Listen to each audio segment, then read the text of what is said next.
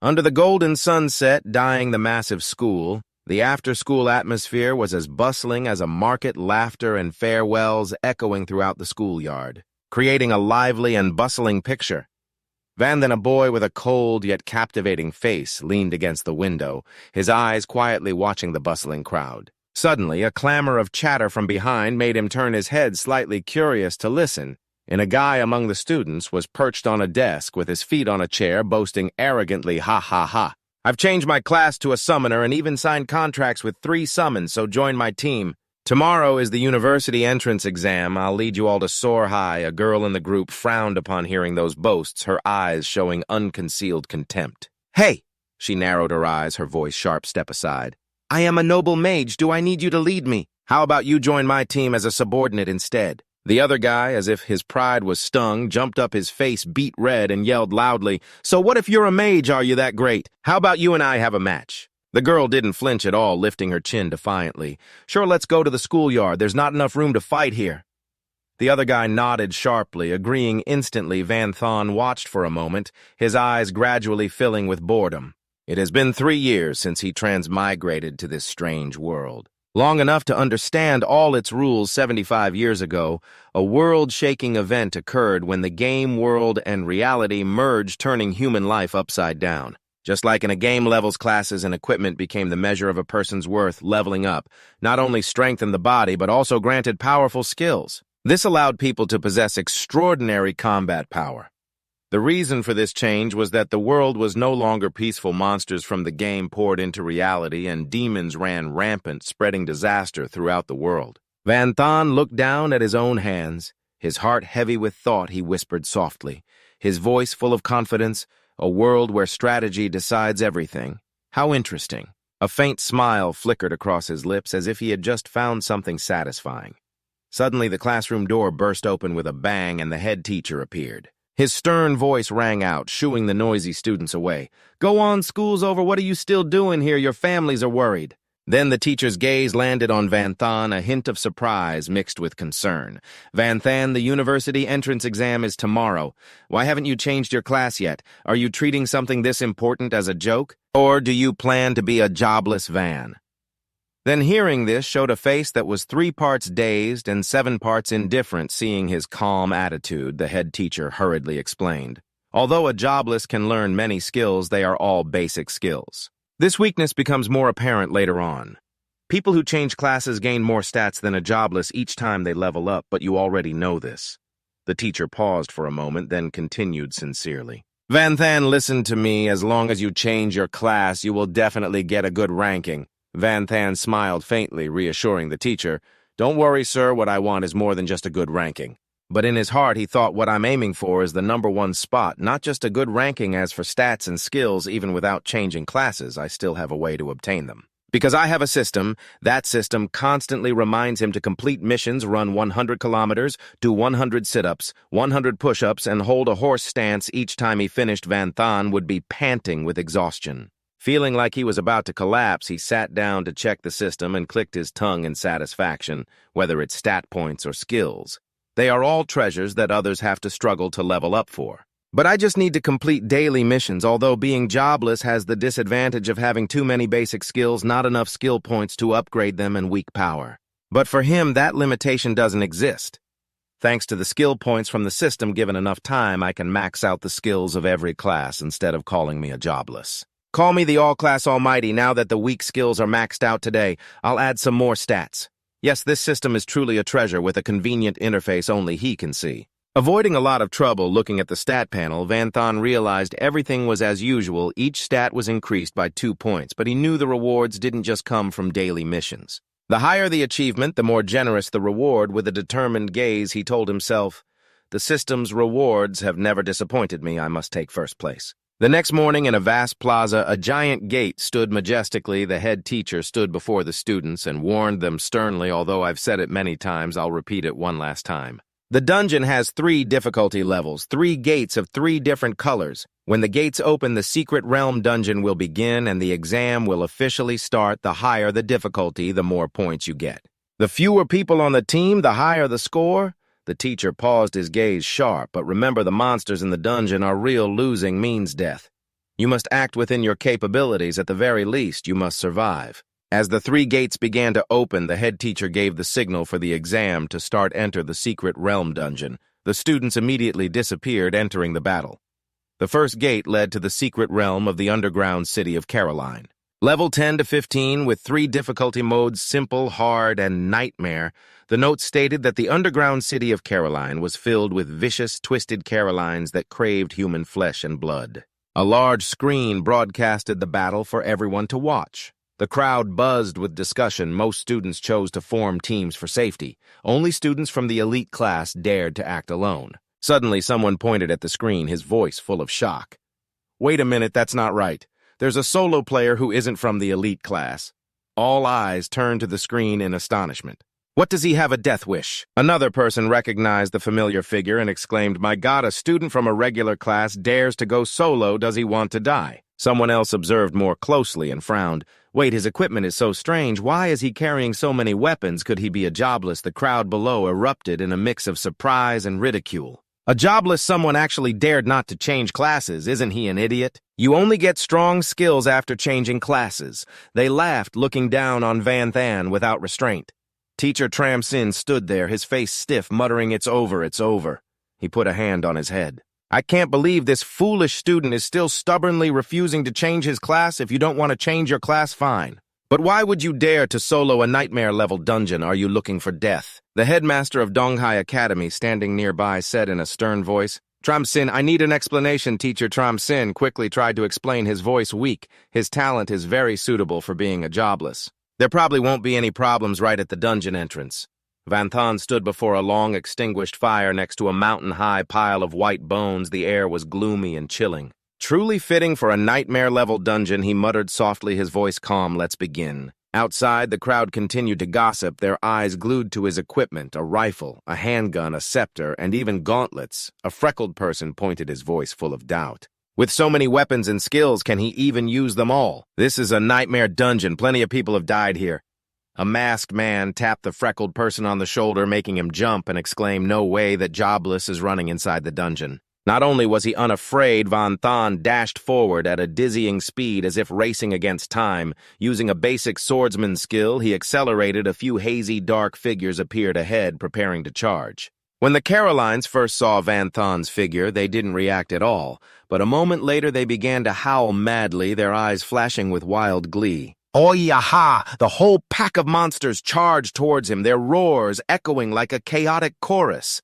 Van Than remained unfazed, his right hand gripping the scepter tightly. His eyes sharp, he activated the basic mage skill Fireball. A brilliant orb of fire shot out straight into the pack of Carolines and exploded violently in a flash. Nearly 1/3 of the monsters were incinerated. Vanishing in the flames, the masked man, watching from outside, widened his eyes, his voice trembling. "Holy moly, you call that a fireball?" Its casting speed was instantaneous, and its power was even greater than an explosive round.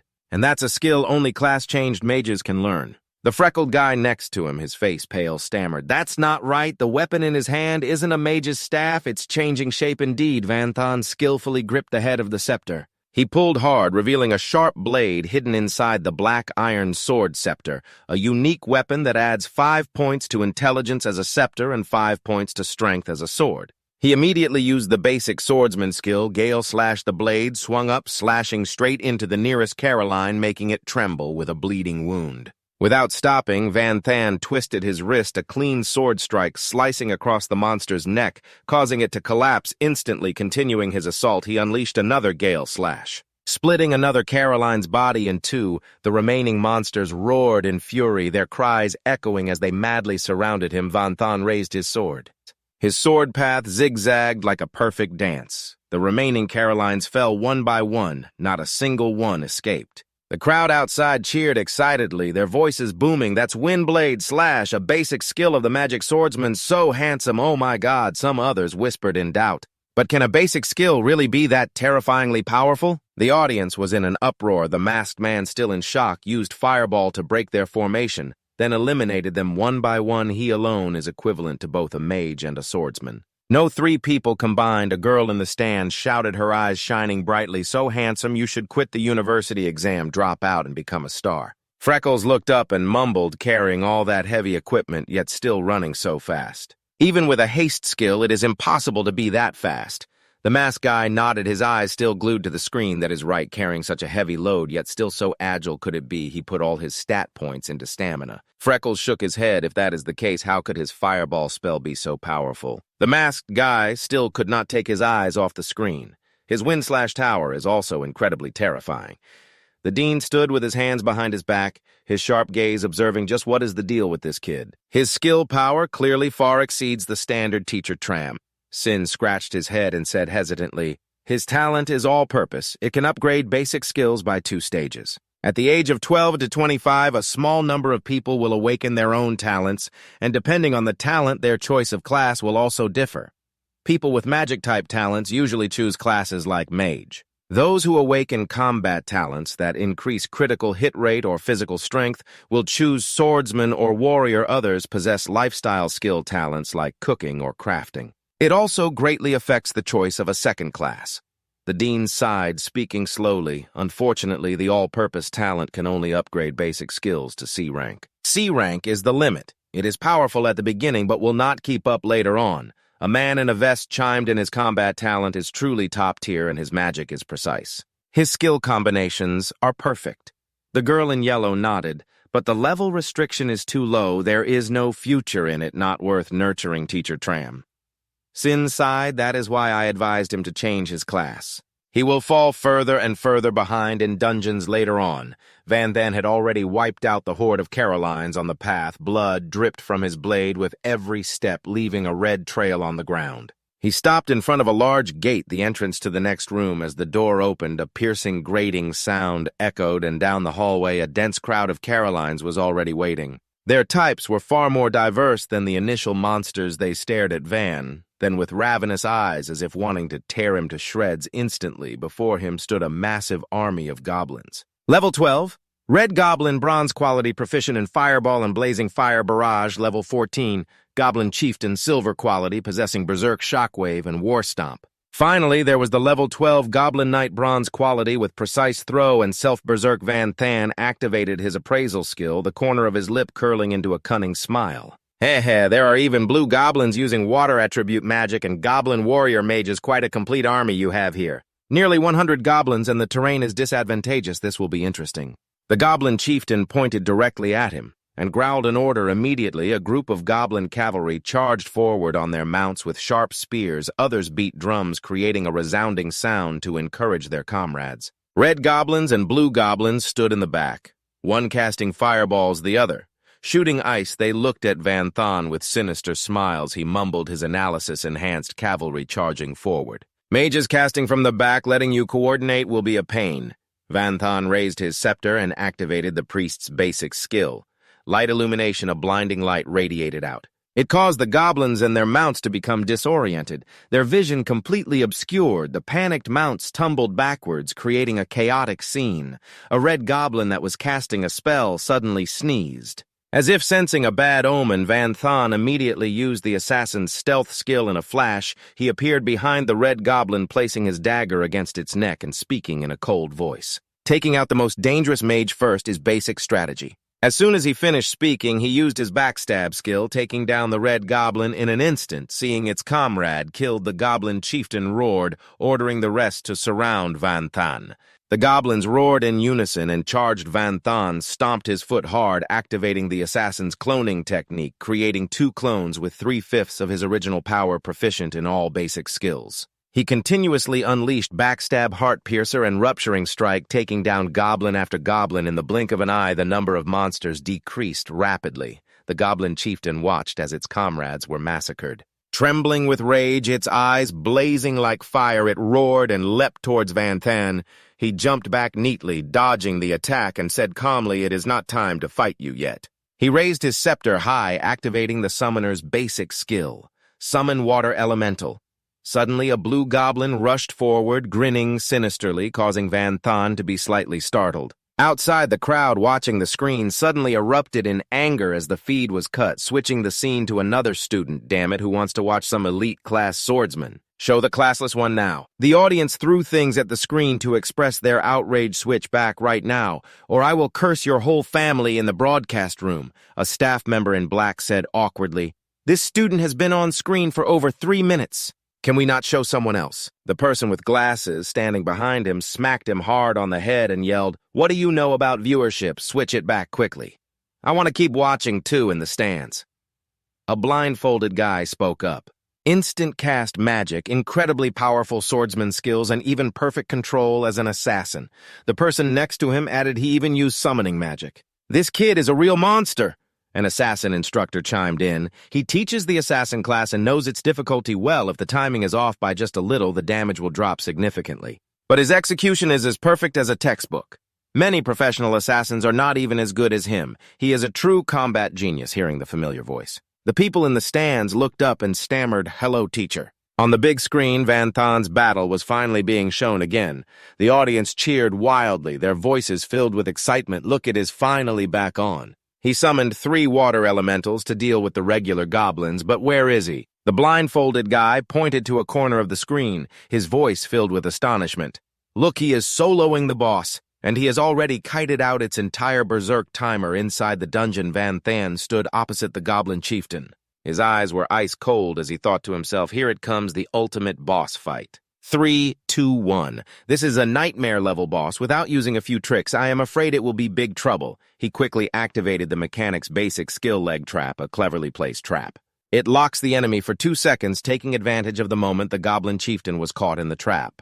Van Thon unleashed a fireball spell. A blazing sphere flew straight into the boss's face. The flames erupted, burning one side of its face and damaging its left eye. The monster roared in anger and charged forward to retaliate. But after just a few steps, it suddenly stopped, a look of utter confusion on its face. At the boss's feet, a time bomb emitted a rapid beeping sound.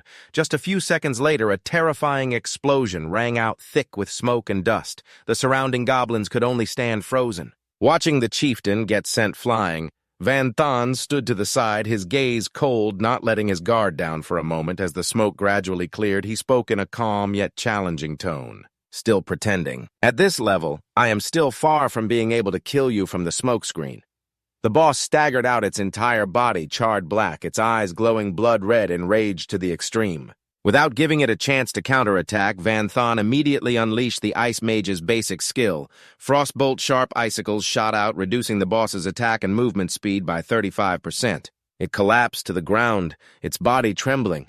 Not stopping there, Van Thon continued to press his advantage with a series of skills, the mechanic's drone launch port, the mage's lightning bolt, and water lance. Then the summoner's water spirit manipulation. A storm of skills rained down, leaving the boss battered and broken, howling miserably and covered in wounds. The audience outside watching through the screen was completely stunned. A girl's eyes went wide as she stammered, This goblin centurion boss is so pitiful. The guy in blue next to her added in an amazed tone, to be tortured from a perfectly healthy state to this miserable condition. It is truly being toyed with to death. The blonde girl nodded and analyzed. From the moment Van Thon used Fireball to blind its vision, causing the Centurion to fall into the trap, everything was already set in place. She added in an admiring tone, the control skills from the combined classes are so perfect, leaving the opponent no room to retreat. What is rare is that he does not just spam skills randomly. Instead, he carefully calculates the elemental combinations. Water combined with lightning paralyzed the Centurion, plus the vines binding it tightly, and the speed reduction made it completely helpless. The blue-haired woman chimed in, emphasizing more importantly, he locked down the boss's legs, preventing it from using War Stomp, its strongest ultimate skill that was the key to victory. The man holding a cigarette added, You have to admit the classless one has so many skills, yet he controls them so skillfully it is unimaginable. The effort he must have put into practicing. He turned to teacher Tram Sin and laughed heartily. Old Tram at this rate. That Van Thon from your class will make it into the top 5 of the province. For sure, the blue-haired woman agreed he might even break our school's record. Teacher Tram Sin scratched his head and laughed awkwardly, his heart swelling with pride. Old Tram, the dean, standing next to him, burst out laughing. Ha ha ha ha. You all can keep your praise. In my opinion, he will make it to the top no matter what. Our school's record is only top 9 in the province. This kid will bring glory to our school. Old Tram, he patted Teacher Tram Sin's shoulder, come here and sit next to me. Teacher Tram Sin forced a smile and replied, I knew that kid was not simple. As expected, he did not disappoint me in the stands. A spectator in gray raised his hand excitedly. The classless is the true meta for this version. A girl with a headband turned to the person in brown, her eyes sparkling. The classless is so cool, mastering hundreds of low-level skills from every class teacher. I do not want to be a mage anymore. I want to be a classless and imitate Senior Van. The person in brown rapped her hard on the head and said in a stern voice, "Follow his path. Do you think you have what it takes? You can't even use a magic staff proficiently and you want to learn to be a remnant. Do you even know how to hold a sword, a gun, or a dagger? Get that ridiculous idea out of your head right now. Being a remnant and actually surviving are two different things. This isn't a game, it's reality, and one small mistake means instant death." She emphasized in a low voice. He is someone for us to learn from, not to imitate. Inside the instance, Van Thon quietly stepped over a pile of goblin corpses, muttering, "Small fry are done now for the next step." Outside, the man in gray exclaimed in shock, "What? He defeated the boss and isn't resting so arrogant." The girl with the headband wondered why he was heading straight for the next round. Even the dean frowned and remarked, "Too hasty, far too hasty. The other students haven't even reached the boss room yet. He has plenty of time to rest." He glanced at Teacher Transcene, his voice reproachful. "How did you teach him?" Teacher Transcene stammered. Maybe he wants to save time. The clear time is also part of the evaluation criteria." He sighed worriedly. "But his summoned creature hasn't even expired yet. Not resting to recover is too dangerous." The brown-robed man in the stands commented, "This behavior is just asking for death. The school finally gets a genius after so long, and now he's about to throw his life away." The girl with the headband retorted, "Not necessarily. Senior Van Than hasn't used the pistol combat shotgun gauntlets or shield he's carrying. He definitely still has an ace up his sleeve." The brown-robed man shook his head. "I admit he's skilled, but he can't be a master of every basic class. I'm sure he's just carrying that gear for show. His proficiency can't be high." She continued, "The next round is full of high-level monsters. There are no more small fry. Even a tiny mistake means death, and his mana consumption will be severe. By not resting, he's just asking for trouble." Inside the instance, Van Thon channeled his energy, his hands glowing with a blue aura. He murmured, "No more small fry, just high-level goblin mages and shamans interesting." He touched 2 fingers to his forehead, his sharp gaze glancing back as he whispered, "The summon is about to disappear. I have to make the most of this final moment." Stepping into the next round, countless goblins and shamans were already waiting, roaring loudly when they saw him. The goblin mages cast spells, launching streams of blue energy, red and brilliant yellow. Van Thon pointed and commanded, "Go block for me." The summon immediately formed a defensive line in front of him. A series of earth-shaking explosions rang out. From the thick smoke, Van Thon emerged with 2 cannons on his shoulders. With a determined gaze, he said, "Next, let's cover them in firepower." His brow furrowed slightly, his eyes shining with intense resolve. The 4 deans watched and commented thoughtfully. "The gunslinger class has quick draw, critical shot, rapid reload, eager pursuit, ricochet, explosive shot, aerial shot, and many other skills. This is the class with the most basic skills. It's also the most complex of all classes." Head teacher Transcene continued in a deep, thoughtful voice. "However, the difficulty of the gunslinger class lies not only in its shooting techniques, but also in its passive skills. Eager pursuit to achieve maximum damage, every shot must be a perfect hit, making it extremely challenging to use in actual combat." The brown-robed man in the stands interjected with an experienced tone. "The skills of the remnant class are inherently complex.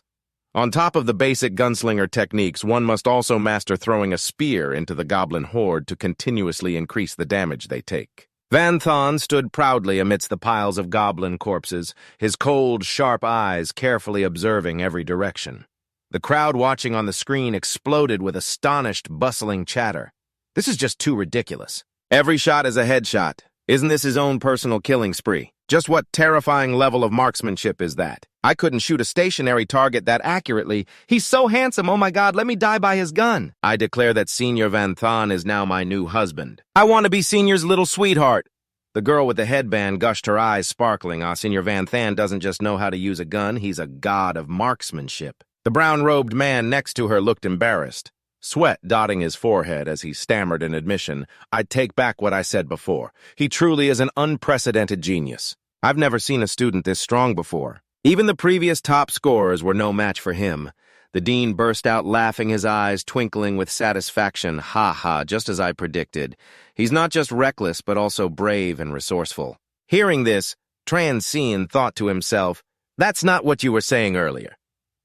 The black-robed man standing nearby spoke up, his voice full of doubt. "I've noticed something strange. Up until now, Van Than still hasn't used a single potion. According to the rules, using some common health or mana potions is allowed." The green-haired woman nodded and added, "That's right, aside from instant recovery status potions. Other common types are allowed. Other students have already drunk their fill of potions, yet he hasn't touched a single one." Tran finally spoke up. In a thoughtful voice, "It's not that he isn't using them, he didn't bring any at all.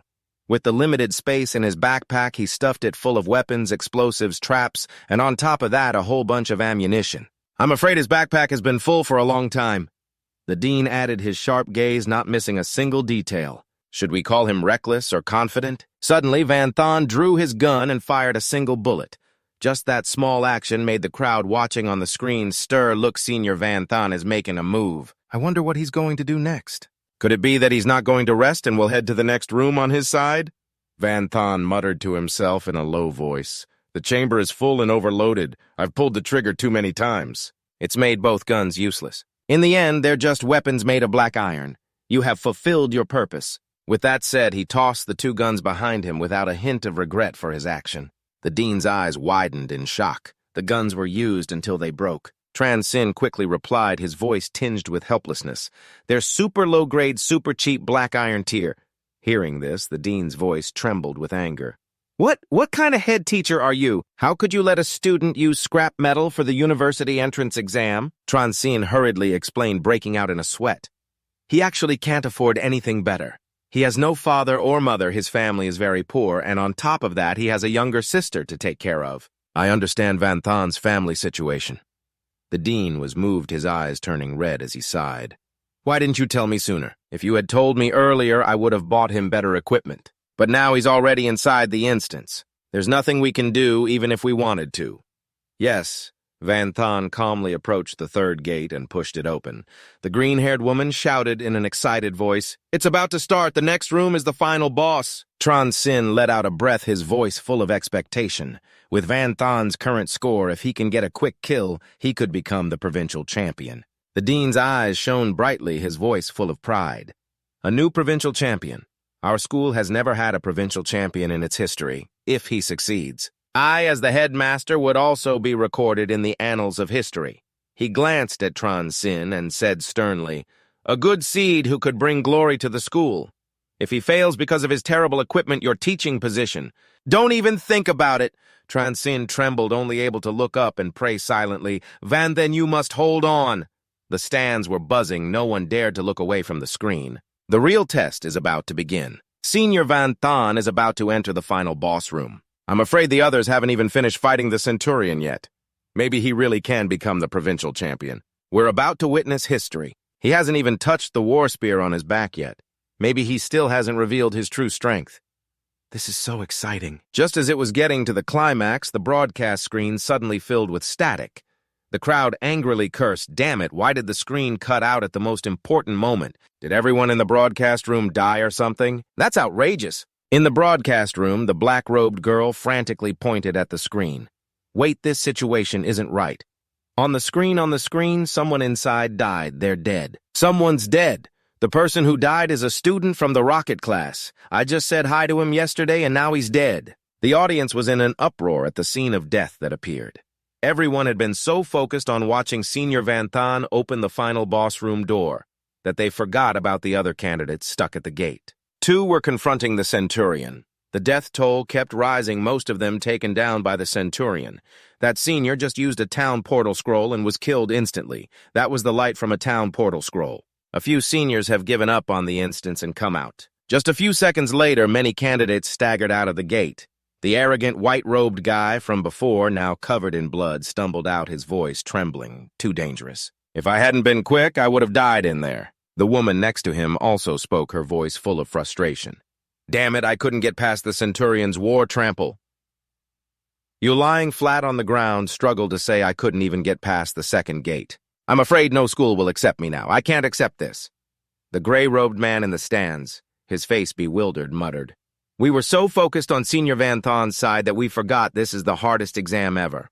The girl with the headband added, her voice trembling. The seniors are so much stronger than us. And yet they were still defeated, even killed.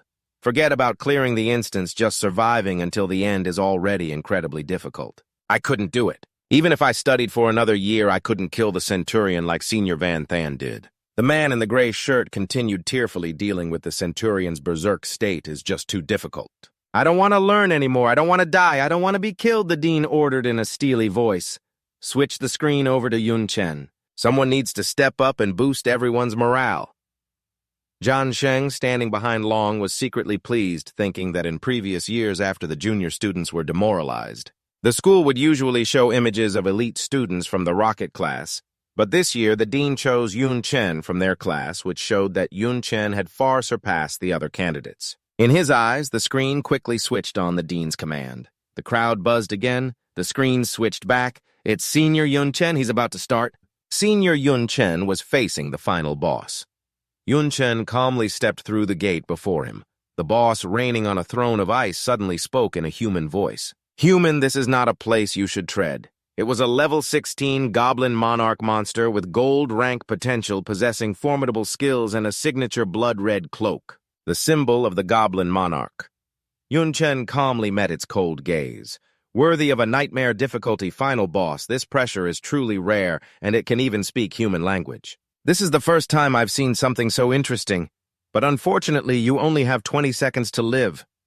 As he spoke, he drew the war spear from his back and activated the first skill of a war monk, Blood Rage. The crowd outside erupted in discussion. That's the war monk's skill, Blood Rage. It boosts all attributes by 80% for 20 seconds. Attack speed, movement speed, and armor penetration increase by 75%. But after 20 seconds, the buff wears off and he'll be weakened for 3 minutes with all attributes reduced by 75%. He's finally using his long spear, putting his life on the line. He used Blood Rage right at the beginning as Yun Chen trying to risk it all against the boss. So decisive. If he can't win within 20 seconds, he won't even have a chance to retreat. Zhan Sheng exclaimed in a panic. Too risky, that's way too risky. Can't he just drag it out and then kill it? Why is he risking his life right from the start? The dean trembled with anger, growling, This brat is going to be the death of me. Get my blood pressure medication quick. As time was running out, Yun Chen charged straight toward the boss without a second thought. The boss was stunned by his speed. This human is so fast, but it's a pity he's still too weak. As Yun Chen closed in, the boss swung its sharp blade. The blow was so powerful it shattered the ground. The girl with the headband screamed in horror. Oh my God, Senior Yun Chen was killed in a single strike. The guy in the gray shirt chimed in despairingly. The attributes of a nightmare-level boss are just too strong. Even with Blood Rage, it's still too difficult. The dean suddenly collected himself, his eyes brightening. No, that's wrong. The one killed was a clone, that clever brat. While the goblin monarch was distracted, he used a clone to draw its attention, while his real body had already circled around behind it. Just as the dean predicted, Yun Chen silently appeared behind the boss, the sharp tip of his war spear aimed straight at the enemy as he used the first skill of an assassin. Yun Chen drew a long line from the top of the boss's head down to its feet, exactly the same way it had disposed of his clone just moments before. Caught by surprise, the horrified boss whipped its head around to look, but before it could react, the spear pierced through one of its eyes. Yun Chen roared, "Activate Radiant Light." Pushing the spear deeper into its socket, the room was instantly filled with a brilliant blue radiance from the weapon. The boss clutched its eye. It shrieked wretchedly in excruciating pain. Unrelenting, Yun Chen drove the spear deeper into its body, muttering, "Time to finish you while you're weak." The system displayed a notification warning. Your underhanded tactics have enraged the goblin monarch. It has entered a berserk state due to extreme fury. The boss ground its teeth. A dark, swirling aura erupted from its body. Its head recoiled from the spear tip, and suddenly tiny cracks appeared on Yun Chen's weapon. A moment later, it shattered completely. Yun Chen gritted his teeth, staring at his destroyed weapon. He looked at the boss and wondered, is this because of its berserk state? The control duration has been shortened. An earth-shattering explosion resounded as swirling smoke and dust completely obscured the view. The boss frowned, bewildered and unable to locate Yun Chen. While the enemy was confused, Yun Chen secretly activated the first skill of the tail class tail wrap. He launched a tendril that coiled tightly around the boss, temporarily binding it. He thought to himself, 13 seconds of blood rage left. The real show is about to begin. The boss gave a cunning smile as it stared at Yun Chen.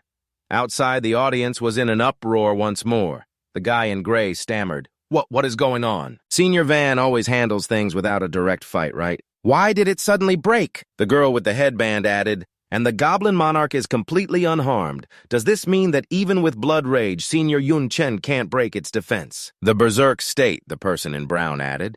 Even so, Yun Chen's stats must be incredibly high. Otherwise, his radiant light skill wouldn't have been able to blind the Goblin Monarch. And his speed wouldn't be that fast either. The dean in the broadcast room joined the discussion.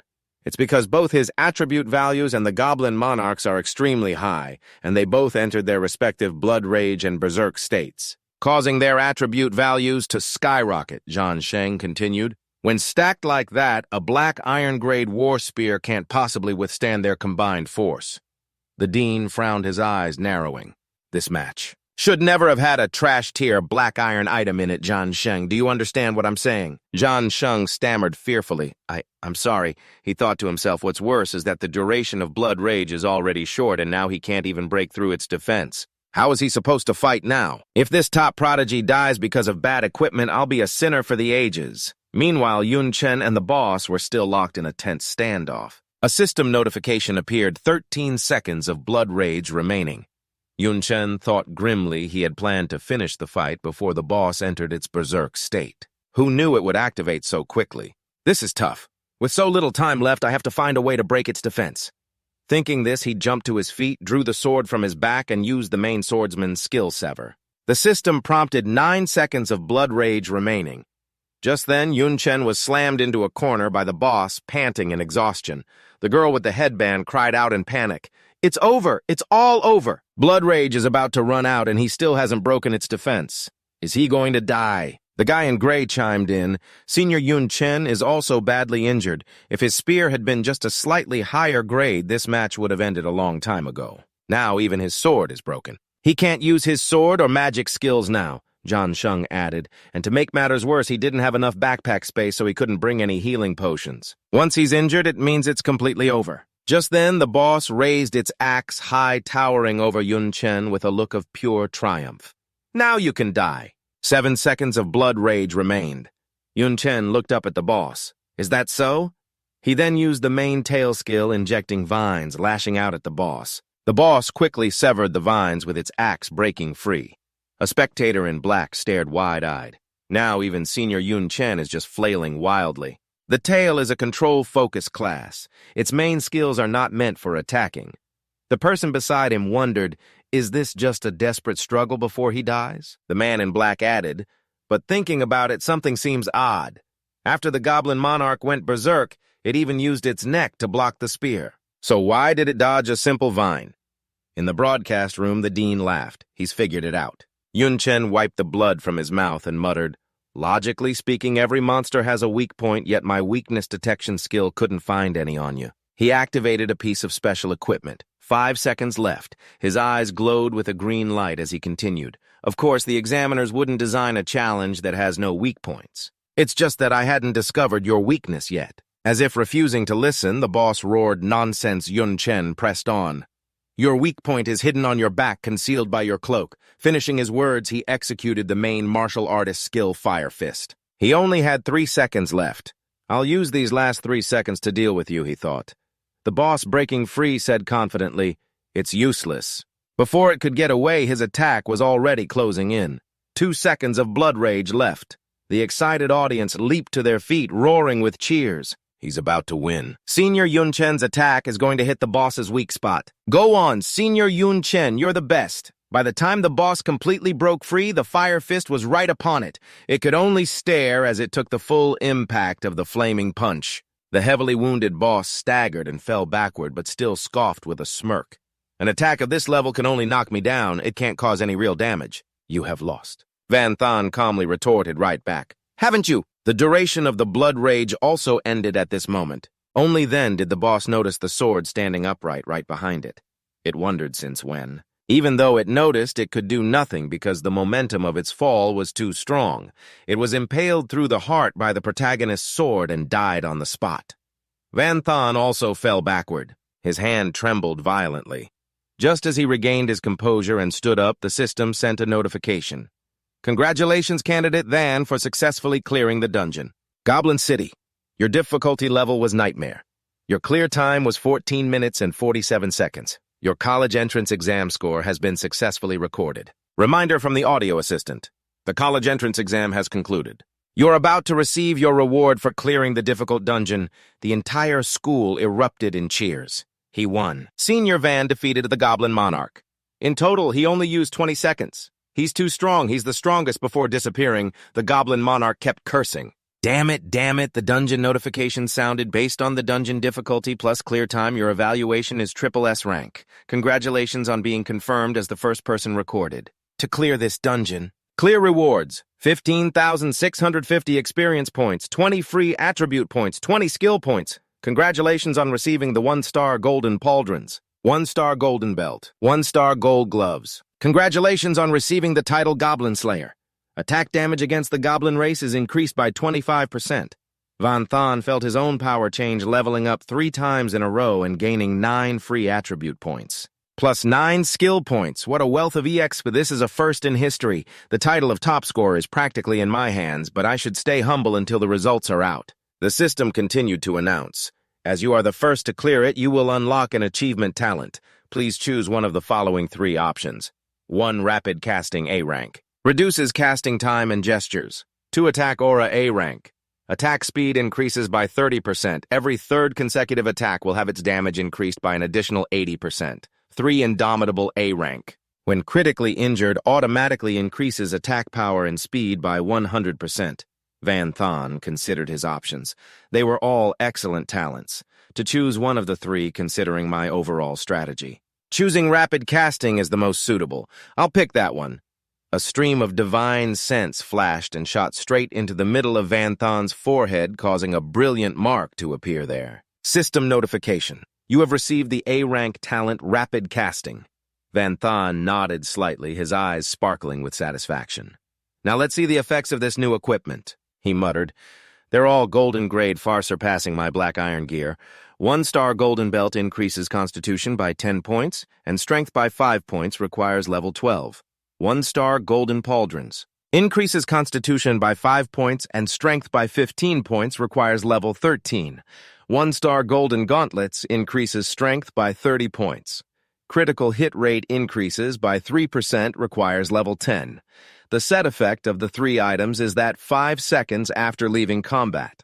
Based on one's own constitution, life force, mana, and stamina will continuously recover. Van Thon smiled. What a good set of items. If I were to fight the Goblin Monarch again, I bet I could take it down in just 5 seconds, immediately after. He was teleported to the center of the square. As soon as he appeared, a giant question mark seemed to pop up above his head as cheers erupted from all directions. Van Thon, Senior Van Thon is out. Why are you just calling him Vanthan? It should be the invincible Vanthan. I love Vanthan, the heartthrob of thousands. Van Thon was stunned by the chaotic scene, muttering, what is this situation? The invincible Vanthan. What new title is this? The principal walked over, his smile radiant. Ha ha ha. Vanthan, you did very well. Behind him was a cameraman and a few teachers. Van Thon was bewildered. Principal teacher can too. The 2 men stood on either side, sandwiching Van Thon between them. Now look at the camera. The cameraman immediately started filming from all angles. The principal slapped his shoulder hard. The results will be updated in 3 days, at the latest 7 days. I'll let you know as soon as I have news. Get some rest for the next few days. Van Thon nodded. Thank you, Principal. A sleek luxury car pulled up right where the principal's group was. The crowd in the stands immediately buzzed. The principal's car. The principal signaled the driver to take Van Thon home. Oh my God, who else gets this kind of treatment as expected of the invincible Van than before getting in the car, the principal told him. Your result this time will at least be in the top 3 of the province. You might even be the top scorer. After it's announced, the rewards will be very generous. Go share the good news with your family. Van Thon replied, yes, sir. The principal watched the car disappear into the distance, thinking to himself, as long as he wins the title of provincial top scorer, not only will Van Thon rise to prominence in one step, But Dongvan Academy will also gain the attention of the Education Bureau and receive countless resources. My name will also be carved into the history of education. A man in black ran up. Principal A call from the Education Bureau. The principal smirked. Ha, ha, ha, faster than I thought. At Van Thon's home, when he stood at the door, it was already dusk. The dim yellow light from the old house cast upon him. He pushed the door open and stepped inside. I'm home. Van Duong, his younger sister, was busy preparing dinner.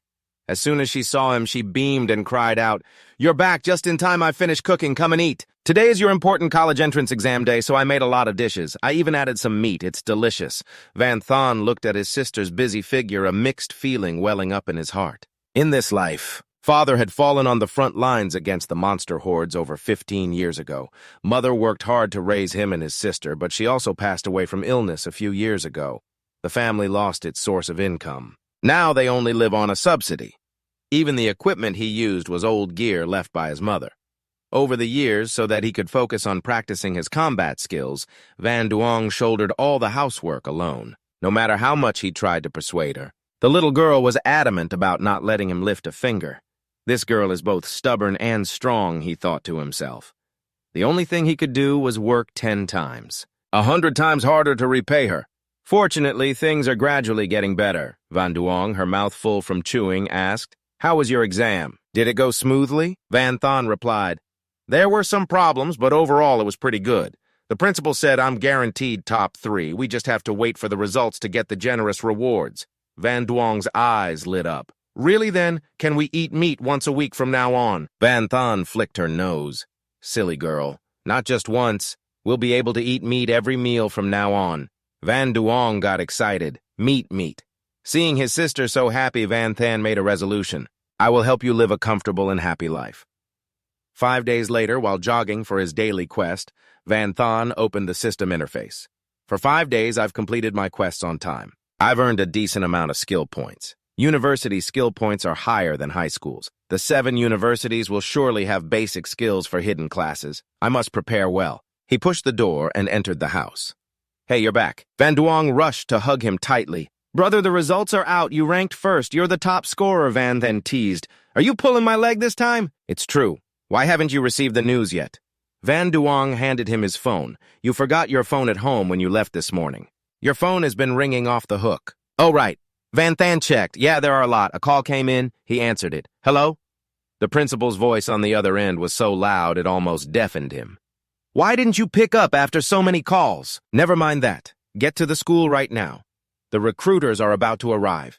Get ready to choose a university." "Yes, sir." Van Thon was dazed. "Which school should I choose? I'm so excited." 3 years ago, in the talent testing room, Van Thon placed his hand on the testing stone. The result appeared. All-rounder. He was stunned. The surrounding students jeered. "Ha ha ha, all-rounder, what a trash talent. It increases all basic skills of every profession. By 2 ranks, what's the use of that?" Even if it was 3 ranks, it still couldn't compare to the advanced skills of a proper class. This kid is finished. The teacher comforted him. "Van Thon, don't be discouraged. A talent doesn't decide everything. If you don't have a good talent, just work hard and wait for your class change." That day it was pouring rain. Van Thon trudged through the downpour, his heart heavy. "All-rounder. No matter how hard I try, is it all useless?" Just then, an electronic screen suddenly appeared before him. Notification. "You have activated the system. I will help you enhance the class you want to become the strongest in." Van Thon was stunned. A system like in the comics is this real? What's the use of you showing up now my talent is already far behind others? The system displayed another notification. "Please select the class you desire." Van Thon mused absent-mindedly. "Jobless. Is the unclassed a class 2? To his surprise, the system immediately confirmed. Class the unclassed selected. Van Thon reminisced. 3 years have passed in a flash. Even though I'm the unclassed, I still managed to become the provincial top scorer. I wonder what reward the system will give me. The system interface appeared. Achievement. First place in the Jiangnan Province College Entrance Exam. Based on the top 1 rank and the title of undefeated champion, the system is reviewing the mission completion reward. A series of notifications popped up. Congratulations, your B-rank talent all-rounder has been upgraded to A+. All acquired skills can be raised by 3 ranks with the highest reaching B+. Congratulations! You have received the God-tier skill Divine Strike STR. Congratulations! You have received the Divine Object 10 Rebirth Armor S-Rank. Congratulations, you have received the new talent Super Regeneration S-Rank. Congratulations, you have received 50 free attribute points. Congratulations, you have received 50 skill points. Van Thon was thrilled what a generous reward, not to mention the skill and attribute points. My talent has upgraded, meaning all my skills can now exceed their level cap by 1 tier. A normal skill learned at E rank will become C rank with this talent. Now with an A+ talent, its maximum power can reach B+, even surpassing many class change skills. A new item appeared: 10 Amulets of Rebirth. When the owner dies, it is automatically consumed to find a safe place for revival. Van Thon cherished it, as it gave him an incredibly precious extra life. 6 Super Regeneration, the body cells are enhanced with powerful vitality. It helps avoid most fatal wounds. Divine Blink. A god-level secret art allows teleportation across long distances in an instant. 7 Van Thon remarks Super Regeneration is obviously amazing. As for Divine Blink, it's a versatile skill for both offense and defense.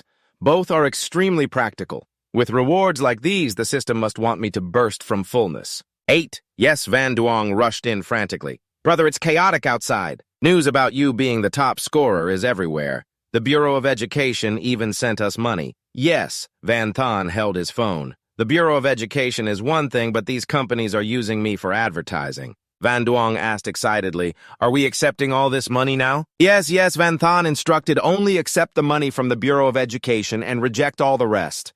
Money from unknown sources is the most dangerous. I'm heading to school now. The admissions officers have probably arrived. A student in front of the school gate, a bustling crowd of reporters conducting interviews, filming, and live streaming noisily. Hello, student. Are you in the same class as Van Thon? What is your relationship with him? The student was able to be. The interview excitedly recounted, making the reporter raise his voice. What, you used to hang out with Van Thon? Quick, tell us how Van Thon goes to the toilet. Yes, Van Thon, standing nearby, broke out in a cold sweat. What is wrong with these reporters? Luckily, I came prepared, otherwise I wouldn't even be able to get through the school gate. My house is probably surrounded too. I wonder if Van Duong is okay. In the principal's office, he sat there with a smug expression. Ha ha, you all have come from the top universities in the country, surely for the top scorer of our Dongvan Academy. Van Thon, right? First, the teacher from Khan University, Ao Hoa, leisurely blew on the steam from his teacup. In a cold voice, he said, I have already asked the people here. I never expected your esteemed school to keep a classless student a rare occurrence indeed, and even hype him up as the top scorer. He slammed the teacup on the table with an arrogant attitude. Have him choose a profession and undergo a class change immediately. Otherwise, he shouldn't even dream of setting foot in our Khan University. The principal frowned, his face darkening. Teacher, what do you mean by that? Van Thon is the provincial top scorer. All the universities are fighting to recruit him, yet you want to reject him. Ao Hoa sneered, his voice full of contempt. Doesn't everyone know that a classless person has no future? Even a top scorer is no exception. If he doesn't change his class, our Khan University doesn't want him. Dien Huyen Chao, a first-year student from Khan University, immediately chimed in to support his teacher. Teacher, don't be angry. Dongvan is just a small academy in a remote area. A student from a place like this isn't worth your concern. He started to slander. This Van Thon must have used plenty of despicable tricks to become the top scorer, but it's all just child's play. First, Ao Hoa gave a faint smile and continued humph that Van Thon probably only managed to shine during this exam. This kind of person is not worthy of Khan University. The principal, red with anger, shouted, You brat, don't talk nonsense. How difficult the path of a classless person is. What right do you have to judge my Van than he is a true top scorer who didn't need any dirty tricks? Teacher Ao Hoa laughed contemptuously. Ha ha, getting angry and wanting to get physical already. I advise you to calm down. A female teacher with a scar on her face crossed her arms and spoke coldly. Teacher Ao Dongvan is after all an academy in our Jiangnan. Pushing people around like this, do you think Jiangnan has no one to stand up for itself? Teacher Ao Hoa became even more arrogant. Is that so? Then I would like to see just how much talent you people in Jiangnan have. Another teacher quickly tried to intervene. Everyone, it's a misunderstanding, let's not resort to violence. But the female teacher refused to back down, a student from Khan University being this arrogant and disrespectful. Do you think we are easy to bully? So what if I'm westernized and impolite? The principal roared. Stop arguing, are you here to recruit students or to cause trouble? Dien Nguyen Chao said smugly. Of course I'm here to recruit, but we have our doubts. He curled his lip. The National University entrance exam is so crowded. Who knows how he managed to stand out? The door to the room burst open and Van Thon walked in, his voice calm yet sharp as ice. "Are you trying to slander me?" The head teacher exclaimed with joy. Van Than, the principal, also smiled. "Van Than, you're here. Let me introduce you. These are the universities here to recruit." Yes, yes. Van Thon waved his hand. "No need for introductions. I heard everything from outside." He walked up to Dien Nguyen Chao, his gaze sharp. "You are a student of Khan University. Now that I am here, would you like to see what tricks I use?" Dien Nguyen Chao frowned. "What do you want?" Yes, Van Thon held his head high. "I, in my capacity as the top scorer, challenge you. If I don't win in 5 moves, I will admit defeat." Dien Nguyen Chao thought he had misheard. "Hey, you want to defeat me in 5 moves?" He burst out laughing arrogantly. "Ha ha ha, a fresh graduate wants to defeat me. You truly don't know your own limits." He nodded. "Fine." The head teacher quickly tried to stop him. "Van Thon, don't be reckless. Khan University is the #1 school and he has already finished his first year. Who knows how many powerful skills he has learned?" Dien Nguyen Chao wagged his finger smugly. "Hey, you are not allowed to back out now." Everyone heard it clearly. "He challenged me. It's not me bullying him, right?" The principal was deep in thought, worrying inwardly. This is too reckless. The opponent has undergone a class change and is level 19, while Van Thon is only level 13. How can he possibly fight everyone moved to the training arena? Ao Hoa taunted Nguyen Chao. He said he will defeat you in 5 moves. So just block his 5 moves and you will be fine. Although it is a bit embarrassing. Dien Nguyen Chao crossed his arms confidently. "Teacher, don't worry, I only need 3 moves."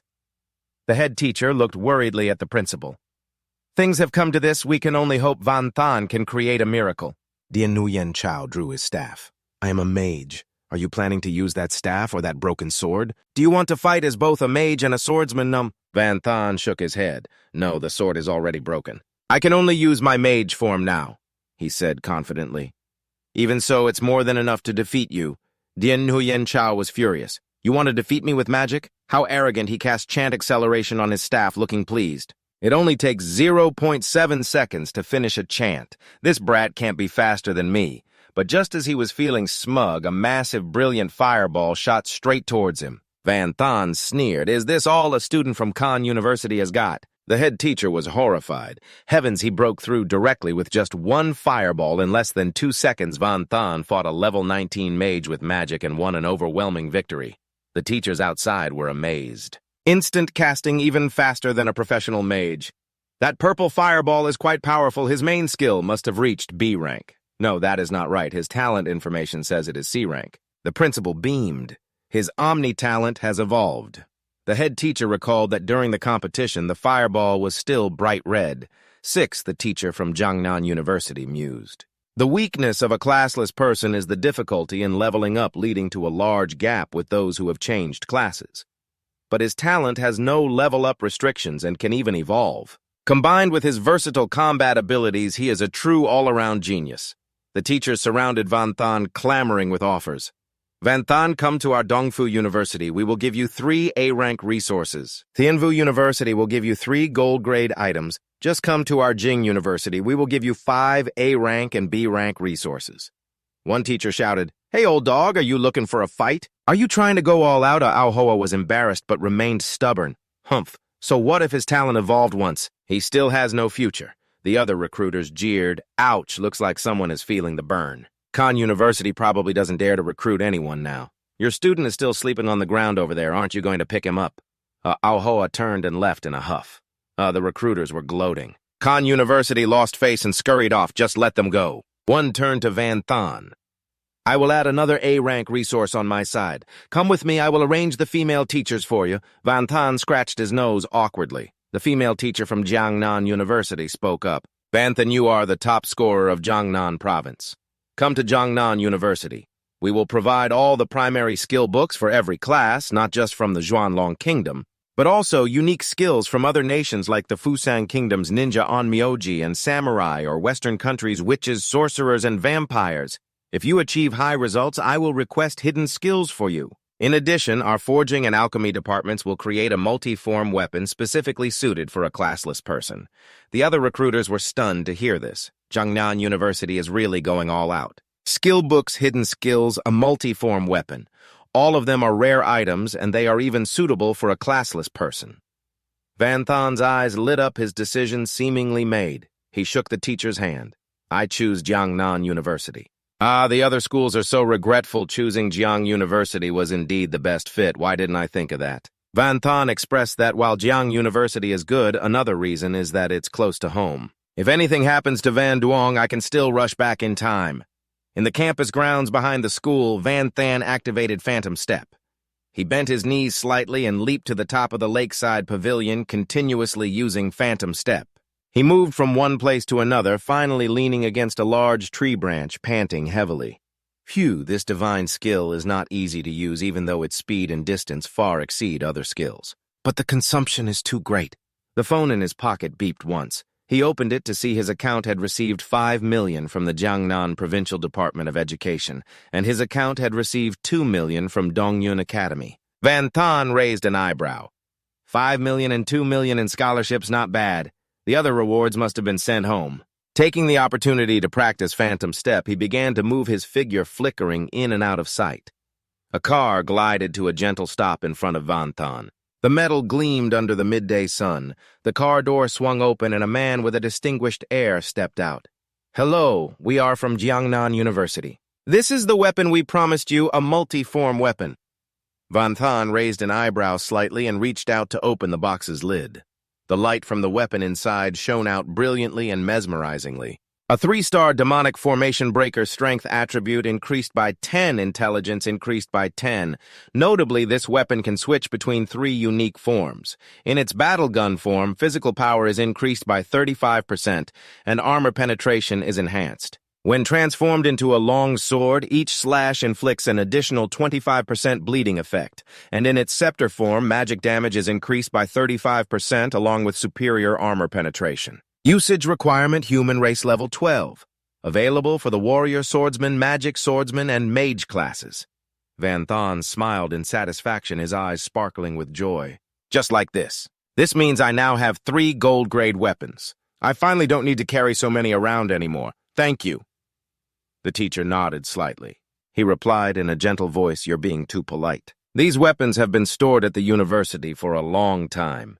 It seems they have finally found their master, and you will be able to use it for a very long time." Yes, he continued in a steady yet meaningful tone. Normally, weapons are graded from iron, bronze, silver, gold to platinum, and from diamond to legendary. Each item is also rated by its star level, as long as you're willing to invest in embedding gems to upgrade its star level. The weapon's power will increase by another tier, but you must be careful as embedding gems is a risky action. If it fails, the weapon's quality might decrease. Van Thon nodded, his expression serious. Understood, I will be careful. The teacher smiled and took a stack of skill books from the car's trunk, his eyes shining with excitement. This time, it's not just the weapon. We also brought rare skill books for various classes. Not too many, but enough for you to explore. Van Thon looked at the pile of books, his eyes glowing as if he had found a treasure. Whoa, the teacher added, the rest will be used for course credit exemptions. The library's doors are always open to you. Then he took out another item, his voice solemn. On behalf of Dongyun City, besides the scholarship, the city is gifting you a villa. Here are the key and the acceptance papers. Van Thon was so engrossed in flipping through the skill books that he barely paid attention. A house he didn't care much. His entire focus was on the pile of books before him. Oh, this is a primary skill for warlocks. There's also one for demon hunters. What's this, a primary skill for a knight-errant? Our country has such a rare class, too. Van Duong stood beside him, watching her brother immersed in the books, and sighed wearily. 75 years ago, the game God's Domain was launched, attracting hundreds of millions of players. Many players did not choose the human race, but started as other races like elves, beastmen, or dwarves. When the game merged with reality, these bloodlines mixed with the player's own. But over time, marriages between ordinary people and those with special bloodlines created humans with mixed blood. The game system, from its class templates to its vast maps. NPCs and monster factions all integrated into the real world, causing the Earth to expand 10,000-fold. The terrain changed completely, and Dongyun City was just a tiny corner of it. It's rare to encounter other races here, but only by coming to Jiangnan University will I truly broaden my horizons about this world, Van Thon thought to himself. Over the next month, besides completing his daily quests, He devoted himself to studying. Not only did he master countless rare skills, he also practiced relentlessly. He completely mastered the demonic formation breaker. For the remaining half of the month, Van Than took Van Duong to travel everywhere, exploring lands they had previously only dared to admire from a distance. The two siblings spent days filled with joy together. As the first day of school approached, Van Duong hugged her older brother tightly, tears streaming down her face. "Boo-hoo, I'll miss you so much." "Okay?" Van Than gently advised, "If anything happens, call me immediately. If you need anything, just buy it. Don't go for the cheap stuff. We don't have to worry about money anymore. You're an 8th grader now, too. You have to take good care of yourself." Van Duong nodded obediently. "Yes, you also have to eat and bathe on time." Van Than smiled and waved goodbye. "I have to go now." The goal is to be in the top 7 nationwide. This is truly eye-opening. At Jiangnan University, a girl approached to talk, her voice cheerful. "Hello, you must be a new student. I'm in charge of registration here. Please give me your new student file." Van Than handed over the file and replied curtly, "Yes, here it is." The girl was slightly startled when she read the name Van Than from Dongyun City. Whispers immediately broke out around them. "What, he's that Van Than, the valedictorian of Jiangnan province for this year's university entrance exam. The legendary unclassed one. So this is what he looks like. I have to fight for his ranking no matter what." The girl continued, her voice tinged with a bit of teasing. "The good treatment you're receiving will make many new students jealous, and it will also make you the center of attention. As usual, after the welcome ceremony for new students tomorrow. A competition for new students will be held 1 week later. At that time, countless people will want to seize your position. Jiangnan University gathers many geniuses from all over. Among them are valedictorians from other provinces, and even those you push down to the top 2 or top 3 spots in the entrance exam are looking to reclaim the top 1 position. You should be careful." The system suddenly announced a mission. The competition is about to take place. New mission: maintain the top 1 ranking in the new student competition. Penalty for failure: none. Reward: E-rank skill lucky drink. Van Than clenched his fists, the corner of his mouth curling up. "Ha, then just let them come at me." The next day at the gate of Jiangnan University, the atmosphere was bustling with the whispers of new students. "See that? That guy is the valedictorian, the unclassed Van Than. Last night he was in the villa on the mountain, while we could only stay on the mountainside being looked down upon by him. It's so annoying." Van Than heard the words spoken deliberately loud to provoke him, but he just smiled silently. "I'm not convinced. That's right, he definitely cheated on the exam. I'm a provincial valedictorian too. On what grounds am I ranked below him? Just an unclassed with no class transfer. I only need 1 finger to take him down." Shen Taishan, the valedictorian of Daizhou province and a blood knight, spoke up. "If you're not convinced, you can compete and challenge him instead of complaining here." Mi Qingling, the valedictorian of Donglan province and a hidden Taoist, also chimed in. "That's right, talking behind someone's back is not okay." Zhe Huangfeng, the top 2 from Jiangnan province, a rare burst mage class user, appeared bitter. That guy stole the top 1 spot from me. Stop pretending, just you wait. After the tournament, I'll have a match and drag him down." Inside the academic building, the dean of the War Academy, Ye Anfu, spoke in a gentle tone. It seems you all care a lot about the rankings, huh? Everyone is in an uproar. A teacher beside him added, "I heard from the student council that they are very dissatisfied with Van Than being at the top 1 spot, believing he has an advantage due to his local residency." Ye Anfu shook his head, slightly unconcerned. "These kids really underestimate my judgment. All the deans have reviewed the footage from the university entrance exam. Each of them has their own calculations."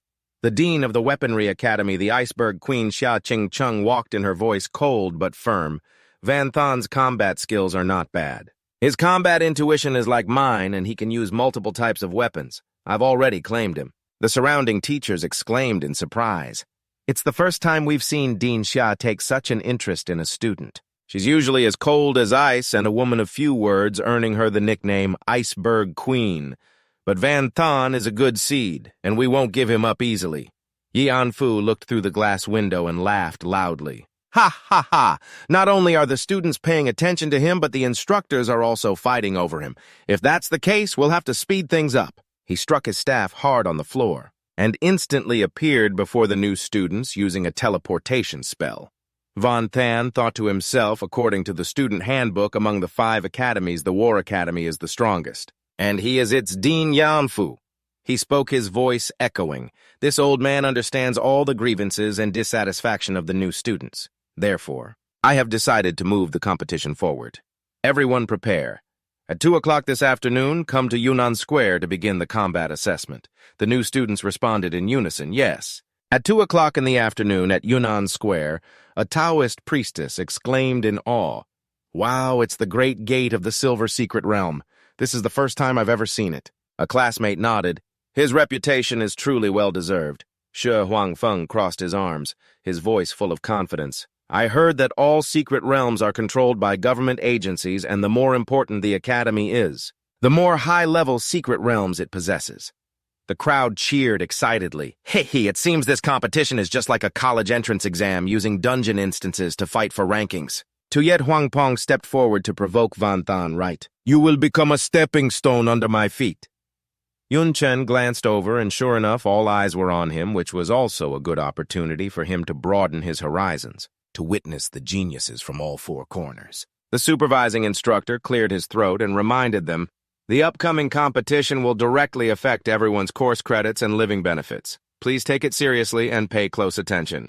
There are no prohibitions in this assessment. You can use any potions you wish. Just be careful not to drink yourselves to death. The instance gate creaked open and the official competition began. Everyone rushed into the secret realm as the freshmen were teleported one by one inside the instance system. A notification echoed Dungeon Instance Giant Demon's Lair level 12 to 15 Nightmare difficulty.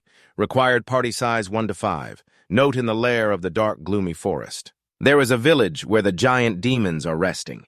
It is said that in a dark environment their fighting spirit will explode with greater strength. Yun Chen was transported inside. He gripped the multiform weapon, the monstrous formation breaker. Time to quickly solve this and finish them off. He confidently charged forward.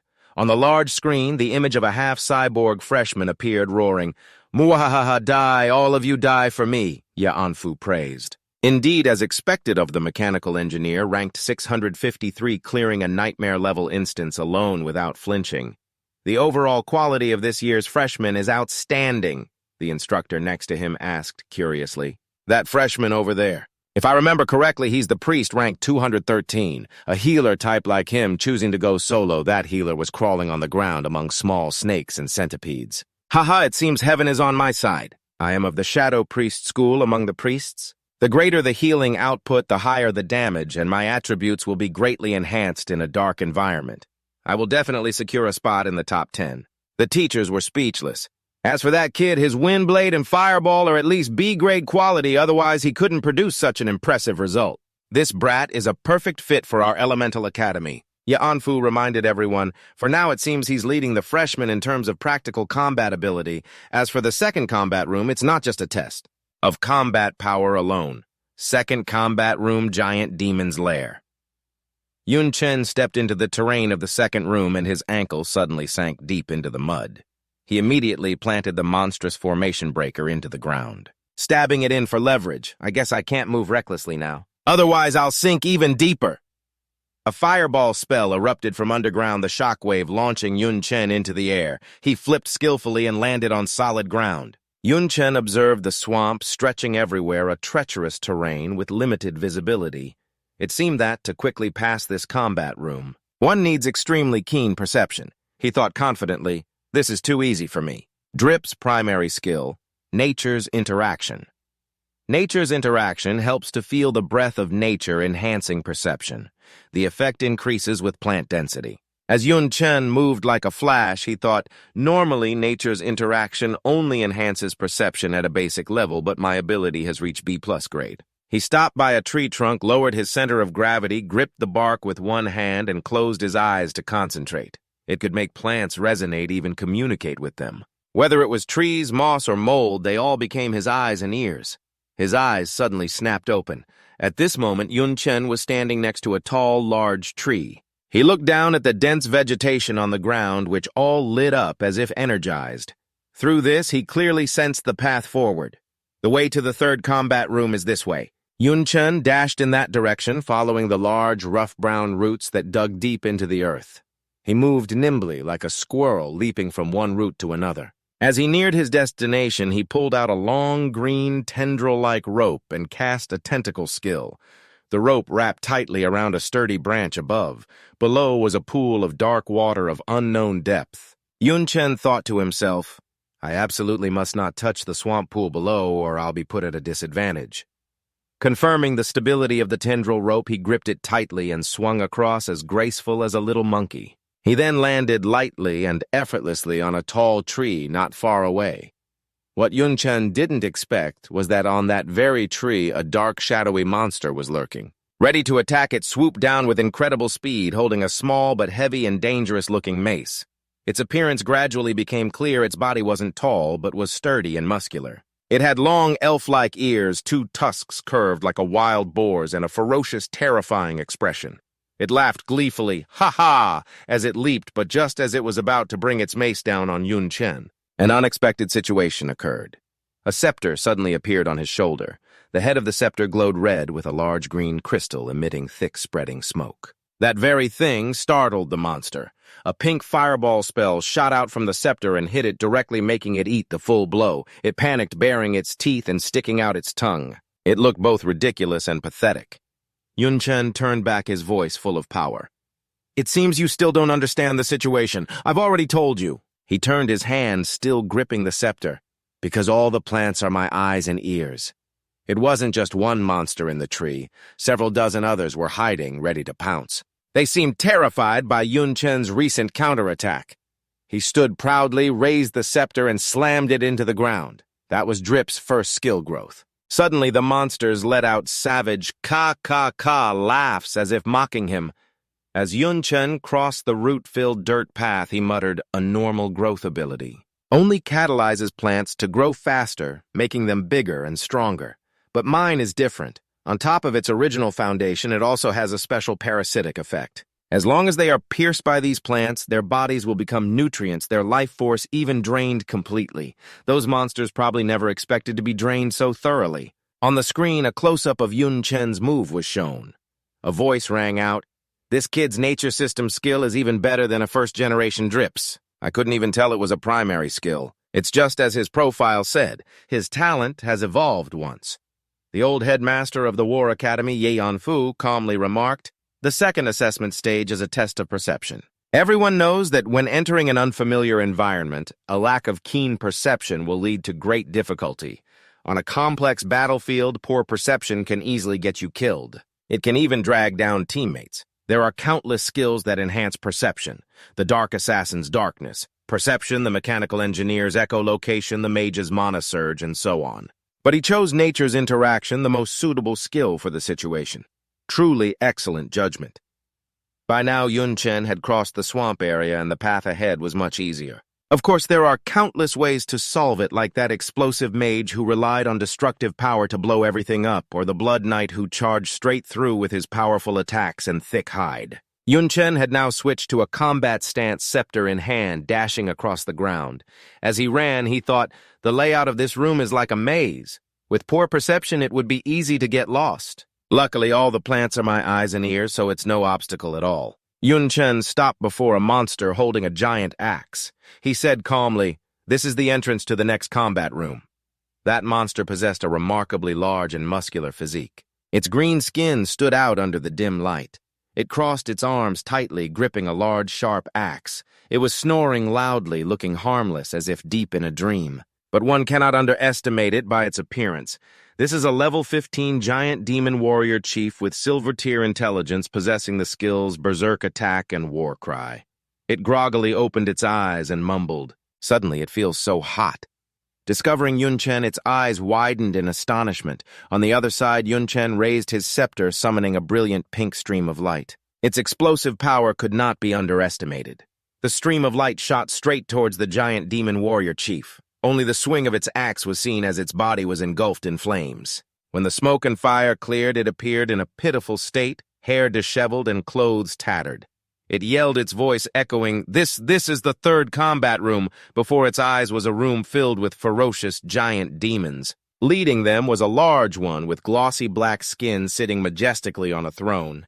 It panicked, fell to its knees, and pleaded desperately, Chieftain, I'm sorry I failed to guard the entrance properly. A despicable human ambushed me while I was sleeping and blasted me in here. Please, please don't kill me!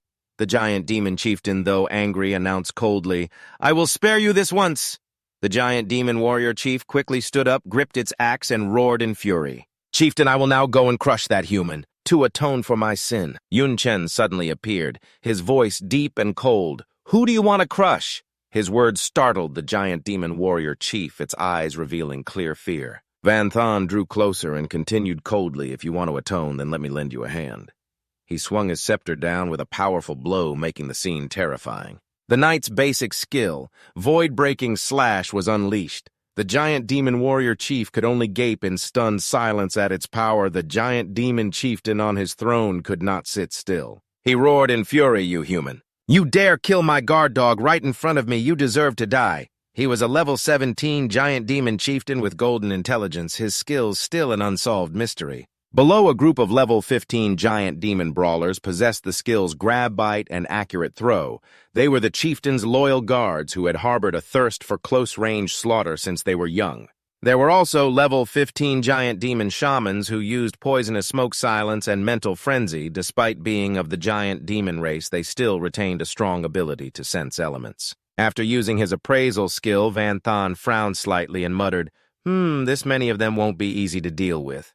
And the boss is here too. This situation is worthy of me preparing a grand feast for you. He placed his scepter on the ground, and instantly pink light swirled out like a giant tornado. A giant demon chieftain charged down, swinging a massive axe straight at Van Thon. He put on a panicked expression. His face contorted, his body trembling wretchedly, his mouth stammering as if in extreme fear. The giant demon chieftain sneered threateningly. You want to beg for mercy now?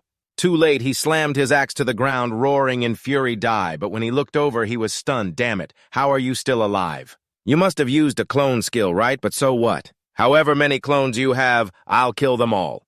He lifted his 1,000-pound axe and smashed it down where Van Thon stood cursing relentlessly, die. Die, just die. But the more he lost his composure, the more his swings missed. Van then easily dodged every move, having split into 3 clones standing tall before the exhausted chieftain. He stopped out of strength to attack a pink beam of light from Van Thon's scepter, shot straight into his head, making him scream miserably. A giant demon shaman recognized the move and roared. Fire-type magic, a wizard like you isn't half bad. I didn't expect you to have mastered other magics besides dark magic. After we kill this human, I'll make you a captain. He charged forward to attack Van Thon with his own weapon, laughing triumphantly as if victory was already his. Let's kill with me! The giant demon shaman minions also erupted in familiar blazing pink flames. Van Thon collapsed to the ground. At this moment, the giant demon chieftain, holding a double-headed axe, spoke in a ghastly voice. Ha ha ha. You're the only one left. You must be the real body. I can finally kill you now. Ha ha ha! But as Van Thon's form distorted along with the hideous laughter, he noticed something unusual. What a cluster of pinkish-red rays shot down in front of him, leaving him stunned. Van Thon had appeared behind him, flickering in and out of sight, leaving his opponent no time to react. He smiled, as expected of a boss. I thought I could trick you for a bit longer. I can't believe it's starting to recover. Luckily, you helped me save quite a bit of energy. The giant demon chieftain was stunned. Well, what? The spectators watching on screen were just as astonished, buzzing with discussion. What is going on? The giant demon chieftain killed all his own minions and even watched as Van Thon used Fireball to blow up the other giant demons. Principal Lian Hak Hien of the Elemental Academy chuckled softly, ho-ho, because it was hit by the Onmyoji's basic skill Soul Bewitchment curse. Onmyoji is a unique class from the Fusang Kingdom that can disrupt a target's mind, making everything they see and hear turn into illusions. Of course, a normal soul bewitchment curse cannot enchant a higher-level target, but he used his talent to upgrade the skill's quality, creating such an effect. Moreover, he deliberately killed the giant demon warrior chief in front of the chieftain to provoke his emotions, increasing the enchantment success rate. After hearing this, everyone was stunned in admiration. They had never thought of such a profound strategy. He truly is a terrifying student, but once the giant demon chieftain's illusion is broken, he won't be easily fooled by the same skill again. How will Van Thon handle it next? A sobered giant demon chieftain charged forward, furiously roaring, "Despicable human, go die." He charged forward, seething with his weapon, not noticing an explosive trap Van Thon had prepared. As soon as he stepped on it, a beeping sound rang out, and the bomb detonated with terrifying, destructive power. Under the rubble, the chieftain still screamed, "I'll kill you." But Van Thon just smiled lightly. "I prepared quite a few things while you were enchanted. Can you really charge all the way to me?" As the chieftain tried to approach, he continuously fell into traps. The Onmyoji's basic skill lightning guide summoned lightning to strike him into a daze. The wizard's basic skill bone spike pierced and broke his bones. The mage's basic skill rock fall made rocks fall and break his head. The engineer's basic skill explosive ordnance burned him to a crisp. After much effort, the chieftain finally reached Van Thon. He panted heavily, mustering his strength, and stammered, Did I die?" Van Thon was nonchalant, as if unconcerned, as expected of the final boss to be able to struggle all the way here very strong. Hearing this, the chieftain erupted in a furious rage. "Go die." Van Thon calmly stepped forward, his voice even but full of power. "Unfortunately, the one you're facing is just a clone of mine." He unleashed a move, the knight's basic skill, void-breaking slash razor-sharp serrated blades tore through the air and rushed forward, dicing the giant demon chieftain into countless pieces. The battle's conclusion seemed to have been decided. The system immediately announced, "Congratulations, student Van Thon, for clearing the giant demon's lair dungeon on nightmare difficulty. Completion time, 11 minutes and 43 seconds. Your achievement has been recorded by the assistant. Please accept the clearing reward." The observers breathed a sigh of relief, unable to hide their admiration. Whew, what an outstanding student! Trap-setting skills require a high level of proficiency that ordinary people find difficult to master. Many even consider them useless, yet he uses them with such expertise. "It has truly opened my eyes." Principal Lian Hak Hien of the Elemental Academy stroked his beard and smiled. "Ho ho, the fastest of the others have only just dealt with the small monsters in the final boss room. They're just starting to confront the giant demon chieftain in the early stages of the instance, while Van Thon has already secured the fastest time, #1," said the principal of the Ice Mountain Weapon Academy. The Empress Hakin Thon spoke, her voice cold, but unable to hide her interest. "That's right. To think that the Weapon Academy is about to get such an elite new student, I can't help but look forward to it." Old man Lian Hak Hien immediately interrupted, his voice full of challenge. "Ho ho, Principal Ha. My War Academy won't give him up so easily either."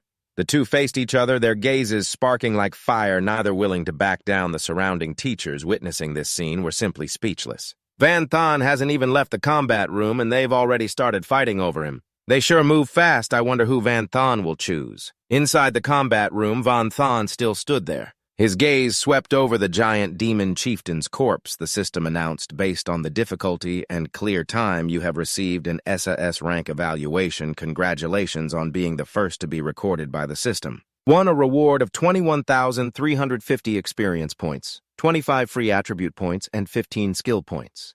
2 congratulations on receiving the Golden Storm Kite.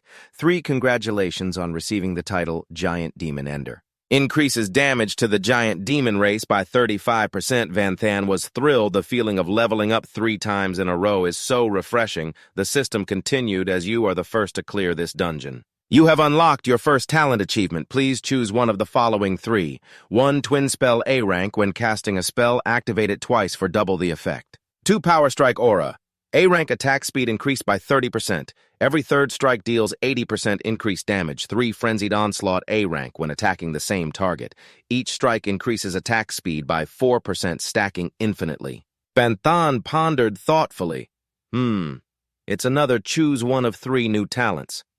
Power Strike Aura also appeared last time when I broke the college entrance exam record. If it has appeared twice, then I'll choose Twin Spell. This one seems more useful. He pressed the teleportation rune button on the wall, and a bright light immediately flashed. The skill was engraved on his forehead. System confirmed you have received the Twin Spell talent. A rank. After receiving the reward, Van Thon walked away leisurely. Leaving the giant demon chieftain's corpse behind, after walking for a while, he suddenly saw a huge mysterious object appear before him like a swirling mass of clouds from it. A large panel appeared, spinning like a vortex. Van Thon frowned, wondering, I've clearly cleared the dungeon, so why has a new path appeared that's not in the records? After a moment of thought, he realized this is the hidden stage. I've only heard about it before. This is the first time I've seen it with my own eyes. Rumor has it that after clearing a dungeon in the Holy Land, If special conditions are met, there is a low probability that a hidden floor will appear. Players can freely enter to face extremely dangerous, unique monsters. But the rewards are generous. Since it's not an official stage, this outpost doesn't affect the evaluation score or records. Without hesitation, Van Thon moved forward. This is truly something unexpected. It won't affect my score anyway, and I still have plenty of energy left, so I might as well go in and see. The gate on the other side swung open, and Tuyet Huang Pong landed in a modern square with a large clock tower in front of him. He looked around, but there wasn't a single person in sight. Am I the first one out of the battle room? He laughed smugly. Ha ha, I told you so. If Van Thon hadn't cheated, I would have been the valedictorian of Jiangnam province. I've finally reclaimed my glory and put him in his place. Ha ha ha.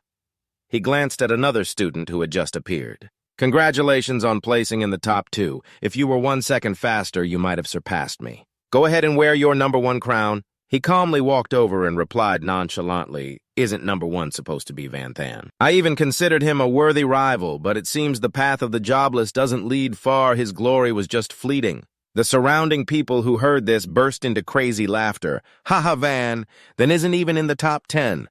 The principal's judgment was wrong after all. He was just a valedictorian who got in through the back door. How could he have gotten #1? A jobless person is truly useless, Depthon. Lin keenly noticed something and pointed at the screen. Oh, isn't that Van Thon? His battle room looks different from ours indeed. On the screen, Van Thon was standing before a strange gate. The crowd started buzzing a hidden stage. I can't believe he cleared the trial long ago and even entered a hidden stage. Damn it, how can this be? Those in the top 10 were in an uproar, their faces filled with discontent. That bastard, he must have cheated. I don't believe a jobless person could be that fast. Principal Lian Hak Hien spoke up in a calm voice. Everyone be quiet, sit still, and wait for the results. No more noise. But just as everyone was focused on watching the screen, it suddenly went black, startling and annoying the crowd, huh? Why did the screen turn off? Is it broken? What the hell is this? Old man Lian Hak Hien chuckled lightly, stroking his beard. I didn't expect him to activate the hidden stage. This isn't suitable for you all to see.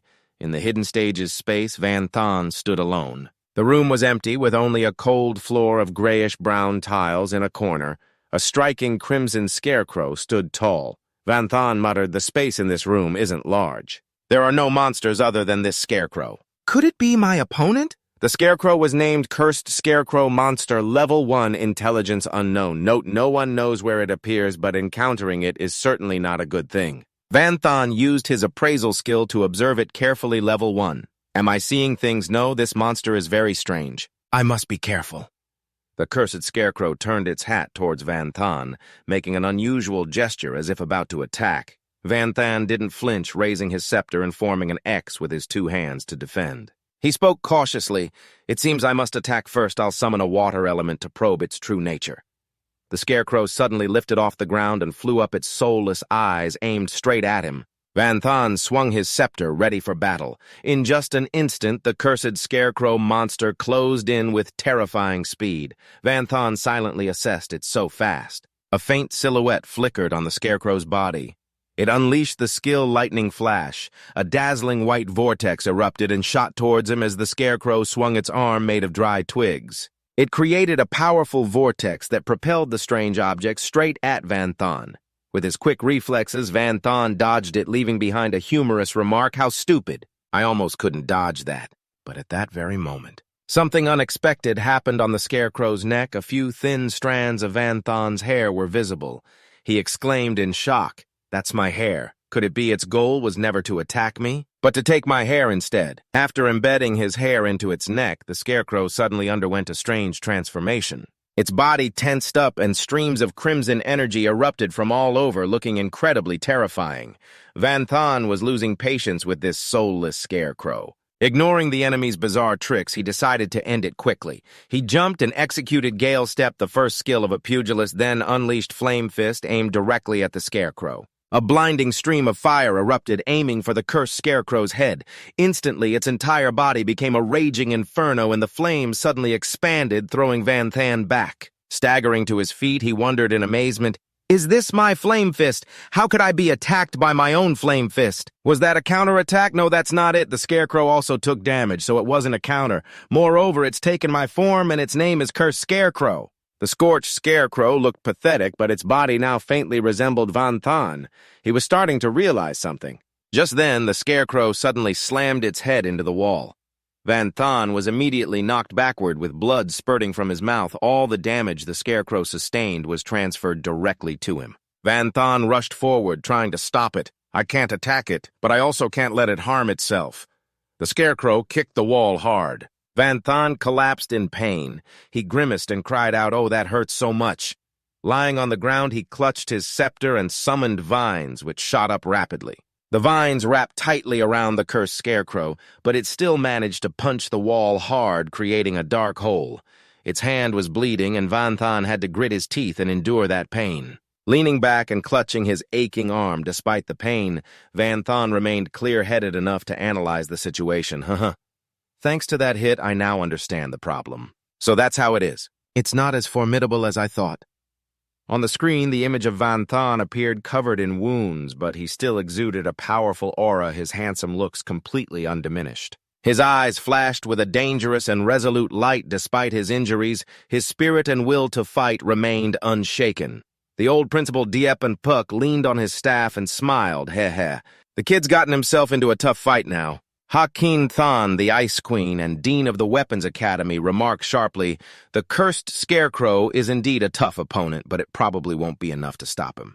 Diep and Puck glanced over curiously. "Oh, Dean, huh? Why do you say that?" She replied decisively. His expression has been calm from beginning to end, and there isn't even a hint of panic in his eyes. With that mentality, he can overcome any challenge, any difficult challenge at all. After a period of struggle, Van Thon finally found the answer. Sitting on the floor, he looked up at the battered scarecrow, his uninjured hand holding his wounded arm. He said aloud, "So that's how it is. You almost had me fooled. It seems I completely misjudged your skill. You didn't actually bind your life to mine. Instead, all the damage you supposedly take is transferred to me, and you just pretend to be hurt, as if you're the one taking the damage, just like this." As he spoke, he cast a cleric's healing spell on the bleeding wound on the back of his hand. "You're just a level 1 monster after all. Your health points can't possibly compare to a level 16 like me. The recovery from my healing spell would be more than enough to heal any wounds on your body. But you only recovered your hand. Don't tell me you copied all of my attributes. That's even more impossible. Because with my strength and defense attributes, if I punch the wall with a single fist, the only thing that would break is the wall. You wouldn't get injured on your fist like you did, which means you never copied my attributes at all." As he spoke, he lightly tapped the nearby wall with his elbow. The wall immediately caved in, leaving a serious hole. The exposed cursed scarecrow clutched its arm in pain as the sound of cracking bones rang out. Van Thon raised a hand to pause and then continued. "It seems the condition is mutual. Any damage that the two of us take gets transferred to the other person. You were afraid I would discover this. That's why you chose to fake your injuries." The broken wall smoldered. "Yes," Van Thon continued as he summoned a crimson flame, "so the question is, if my stats are higher than yours, then if I harm myself, I wonder if you can withstand that same damage." Having said that, he struck his own chest with the flame. With just that one light touch, the cursed scarecrow instantly turned crimson, its body shattering bone by bone. The sound of cracking echoed through the room as it crumbled to dust. Van Thon breathed a sigh of relief. "Luckily, you were only level 1. If you were the same level as me, or even higher, it wouldn't have been this easy to handle." The scarecrow's remains transformed into a tiny item, Van Thon's reward for victory. Item: Cursed Scarecrow, type conceptual, single use. Wrap the target's hair around the scarecrow's neck, and all damage the scarecrow receives will be transferred to the target, effective at all levels. Van Thon held the item and marveled, "What a terrifying item. As if I'll have the leisure to use this when the time comes." A hot-tempered, bald guy who looked like Satan roared, "Of course we've been waiting for you." "This bastard," another calmer person explained, "only when all the students have left the battle rooms. Can the next phase begin? Now hurry up and get back to the group." Van Thon finally understood their anger. He rushed back to the group, muttering, "Oh." He thought to himself, "I cleared the 6th trial. I should have been the first one to pass." But the system mission is still not complete. Does this mean the competition among the new students isn't over yet? The old principal Diepan Puk stepped forward, leaning on his staff, his voice clear this competition. "Among all of you, there is someone who doesn't deserve their rank. It's just an empty title gained by secretly knowing the battle room information in advance to prepare thoroughly," the students below murmured. "Who are they talking about? I wonder, it must be someone with connections. Only they would have the money to pull something like this." Tiet Huangfong's face darkened as he thought, how did this old geezer find out? Seeing the noisy crowd, Diep and Puk slammed his staff on the ground, his beard and hair trembling with the impact, and boomed silence, therefore, to test your true strength and determine the rankings. Next up will be one-on-one duels. The students felt like they were struck by lightning, groaning wearily. What kind of skill is this, creating an arena out of thin air? Oh my God, I've never heard of anything like it. It must be a divine-level skill. Diep and Puk shouted. The rules are very simple. You can challenge anyone you wish if you win. You will take your opponent's rank, and their academic credits challenges cannot be refused, so fight with all your strength and heroic spirit. The freshmen all raised their fists in unison. They let out a determined roar, then jumped up one after another, shouting at each other, "Damn it, I've had my eye on that guy for a long time. His strength is nothing compared to mine. On what basis is he ranked higher than me? I have to challenge him. If he's got any guts, he'll get on the stage, and that other bastard too.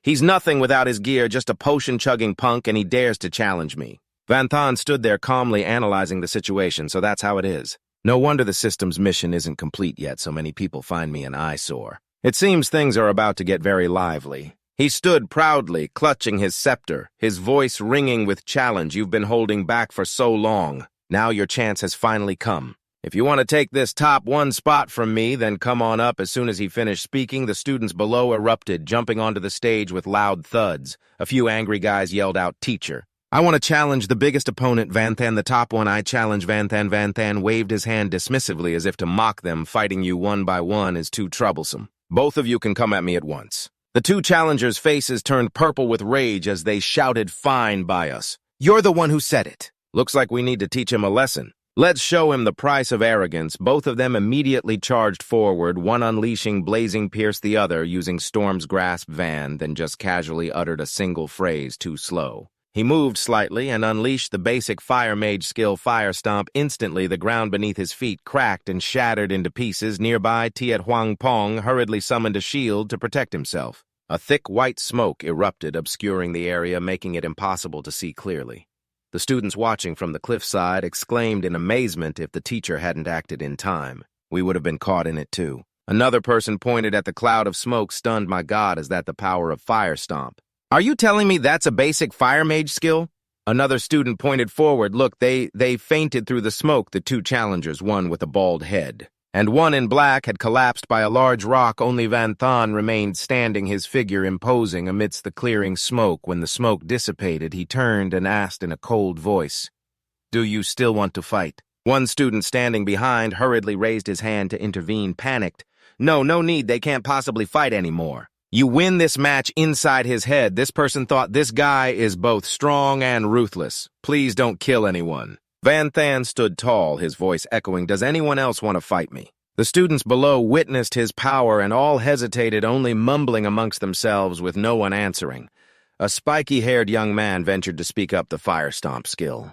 Although it can deal damage and stun simultaneously, the effectiveness of the stun and damage depends entirely on the user's strength attribute. Another person added sharply, to be able to stun a mage and a warrior at the same time for that long. Just how high must his strength attribute be? Another voice chimed in, "Oh my God, it's truly unimaginable. He's basically a monster." The others also started chattering. Could it be that the big shot the dean mentioned wasn't him then? Who could it be?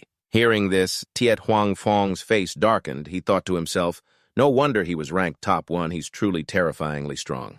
I doubt anyone else will dare to challenge him, but suddenly someone stepped forward. "I'll fight you."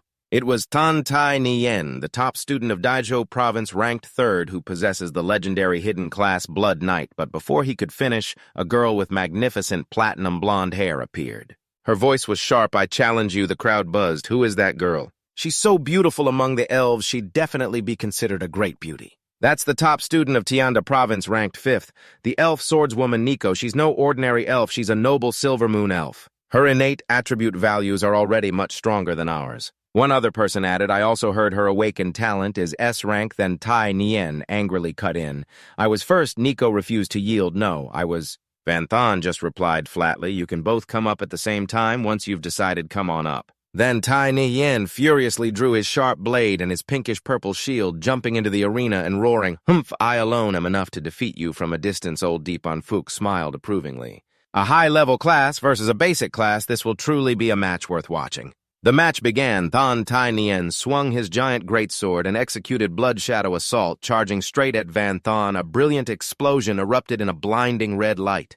The students below pointed in astonishment. My God, that attack is so powerful. Even the protective energy barrier of the arena is about to crack. Is this the power of a high-level hidden class? But surprisingly, Van Thon stood firm, completely unharmed, having dodged the blow with ease. The arena's protective wall was cracked. He held his demonic formation-breaking scepter, his sharp eyes sizing up his opponent. The shoulder holding the shield is slightly lowered. The arm holding the spear maintains balance. His center of gravity is precise without a single opening. This knight's footwork is textbook perfect. Van Thon smirked. He's so meticulous it's almost robotic. Truly an utterly rigid guy. Thon Tai Nien raised his shield to block the attack, gloating smugly. So what if it's a B-grade fireball? It's not nearly enough to break my defense. Van Thon swung his scepter, a red flame igniting as he asked coldly, you think you can deal with me just by hiding in that turtle shell? Instantly, green tentacles from the battle tentacles skill erupted and bound Thon Tai Nien tightly. He didn't flinch, roaring, so what if you've tied me up?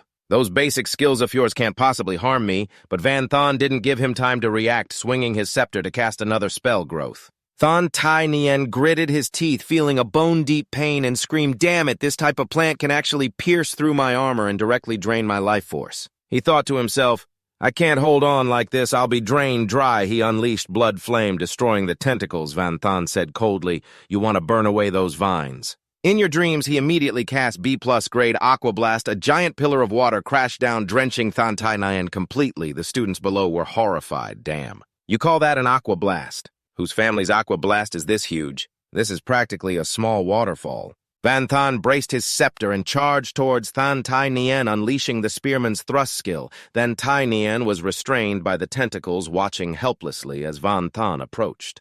The blood flame was extinguished, and the watered plants are growing even faster. Now I can't move at all. He gritted his teeth.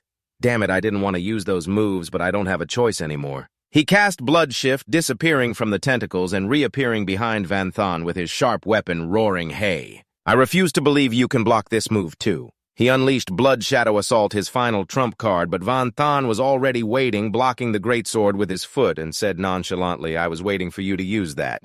He swung his scepter, using the basic spearman skill sweep, and smashed it right into Thon Tai Nien's face. The terrifying force sent him flying, but Thon Tai Nien quickly got back up. He roared, damn it, that was just a lucky shot. You can dream on if you think you'll hit me again. Before he could finish his words, a red dagger was pressed against his neck. Silencing him, Van Thon whispered softly, his voice as light as a feather in the wind, while the dagger remained at Thon Tai Nien's throat. It's over. He had just used the basic assassin skill, stealth technique, leaving Thon Tai Nien no time to react. Seeing the situation was decided, then Tai Nien could only raise both hands in surrender, sighing in frustration. Yeah, I surrender. The announcer stepped forward, his voice booming to declare the winner. Van Thon Tai Nien's 2,000 academic credits now belonged to Van Thon. The students below erupted in cheers. Wow, what a smooth series of moves. Everything was calculated. Thon Tai Nien was led by the nose the whole match. So cool, Brother Van is too strong. What Brother Van, we should call him God Van Thon. I heard that's his nickname back in his hometown. The old man, Depan Puk, stroked his beard and smiled in satisfaction. I have to say that Thon Tai Nien is an excellent student. No one has ever absorbed the textbooks as thoroughly as him. But unfortunately, even the textbooks couldn't teach him how to deal with a jobless one. At that moment, Nico landed gracefully on the arena floor. Her steely voice rang out, you are indeed a formidable opponent, but you only managed to defeat Thon Tai Nien because you had the advantage in speed. Against me, that advantage of yours will be useless. Van Thon paid no mind to the provocation, simply smirking as he replied, we'll know who's stronger after we fight. The teenagers below looked up in awe. A jobless one versus a Silver Moon elf. Bloodline immortal versus the Silver Moon bloodline. The gap is enormous. But that's Brother Van. He just defeated the Blood Knight. It's really hard to say who's stronger. Facing Nico, Van Thon stood his ground with an extraordinary presence. She spoke first. You just fought a match and increased your weapon's attack range. That's the first time I've ever seen that. Without stopping, Nico unleashed 3 consecutive slashes, shimmering with blue light aimed directly at Van Thon. The crowd below stared wide-eyed at the slash marks reflecting off the protective sphere.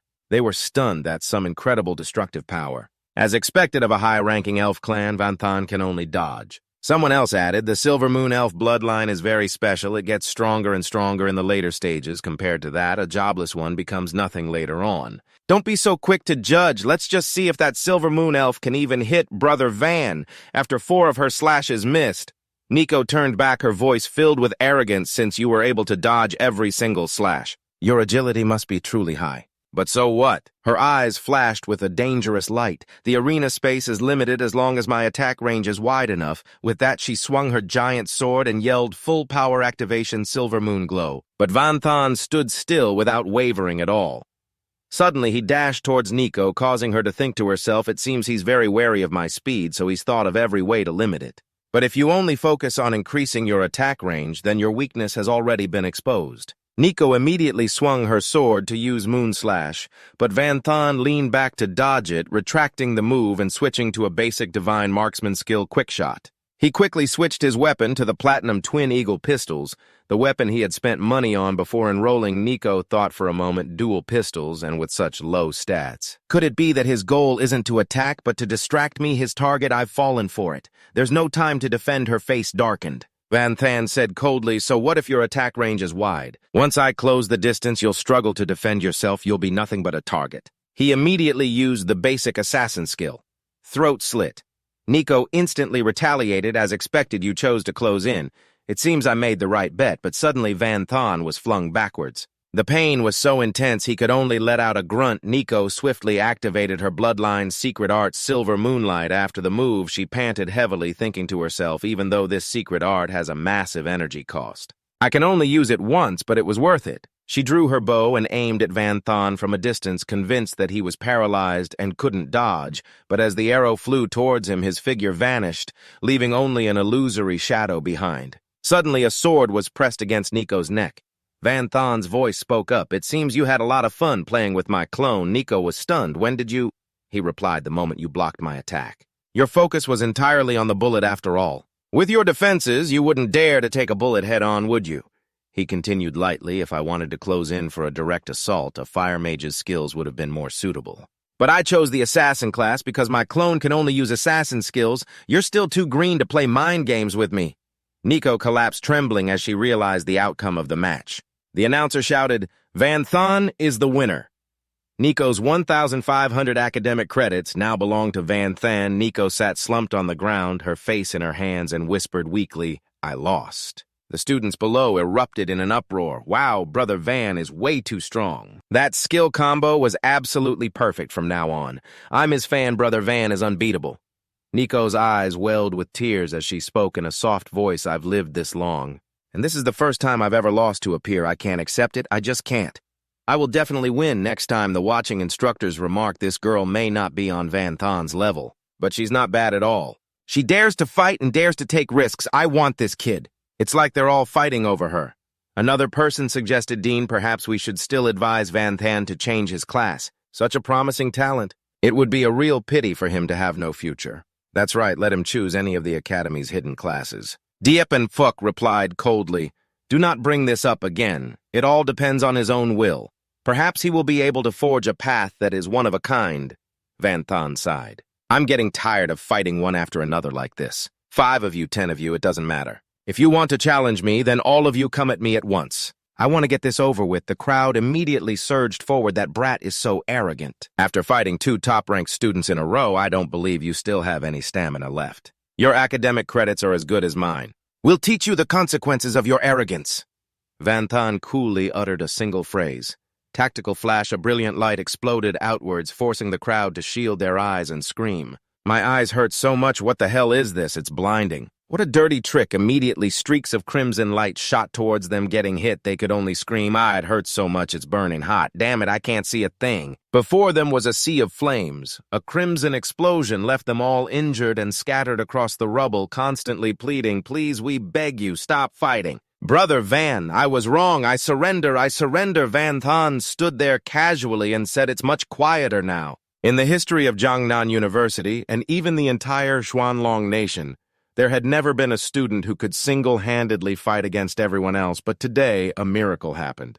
With top-tier attributes, a vast and powerful arsenal of skills, calm judgment, perfect weaponry, and masterful combat prowess, Van Thon embodied all the elements of the truly strong. An ordinary person would be considered outstanding for possessing just one of these traits, but he had them all when the gap between individuals becomes too vast. Emotions like jealousy, admiration, inferiority, or resentment simply fade away. All that remains is worship or blind adoration.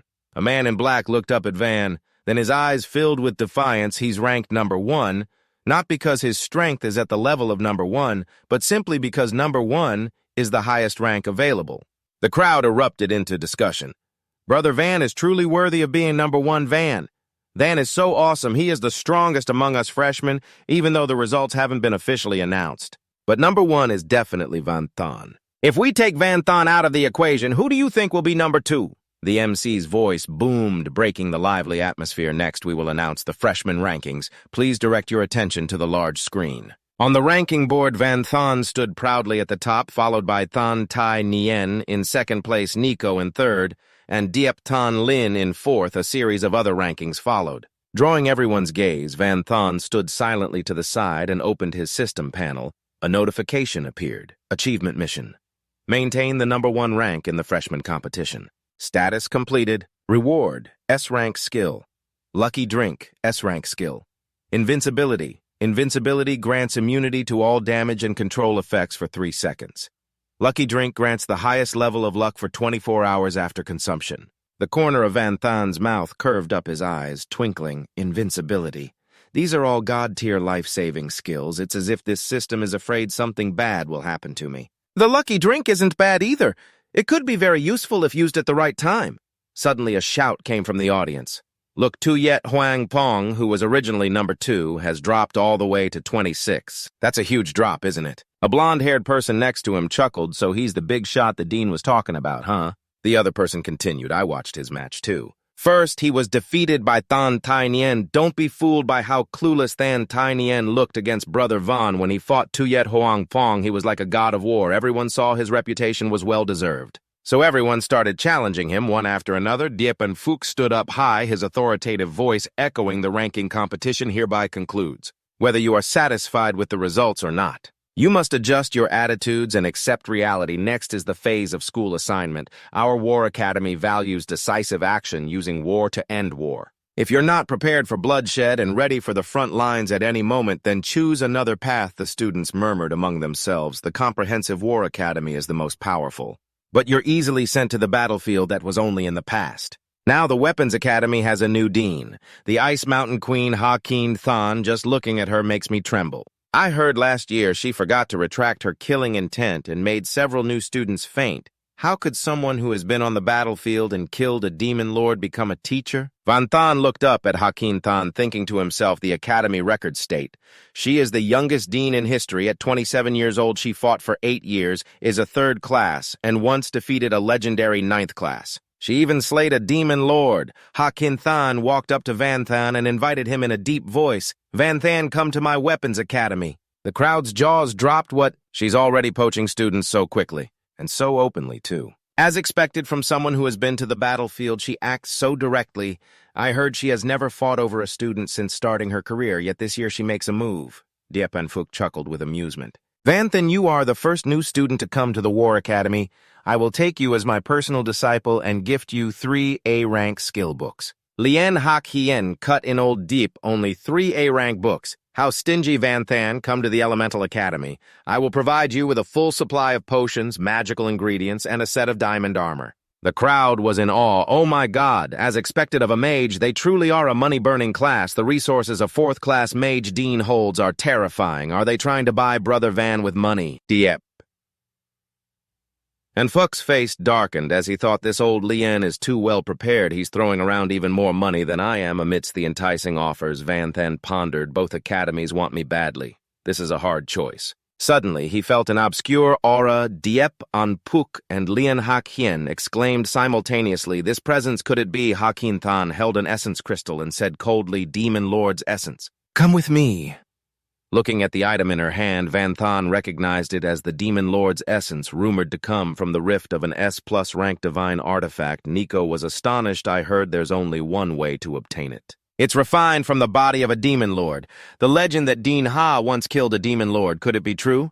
Another girl shrugged. A Demon Lord's essence provides a superior physical enhancement. Each time you level up, you receive additional attribute points and skills up to level 70. There's even a chance to acquire the original Demon Lord's innate bloodline deep in Fuck's side. This girl really knows how to play her cards. An offer like this. Forget the students, even the instructors are jealous. Lian Hakien nodded.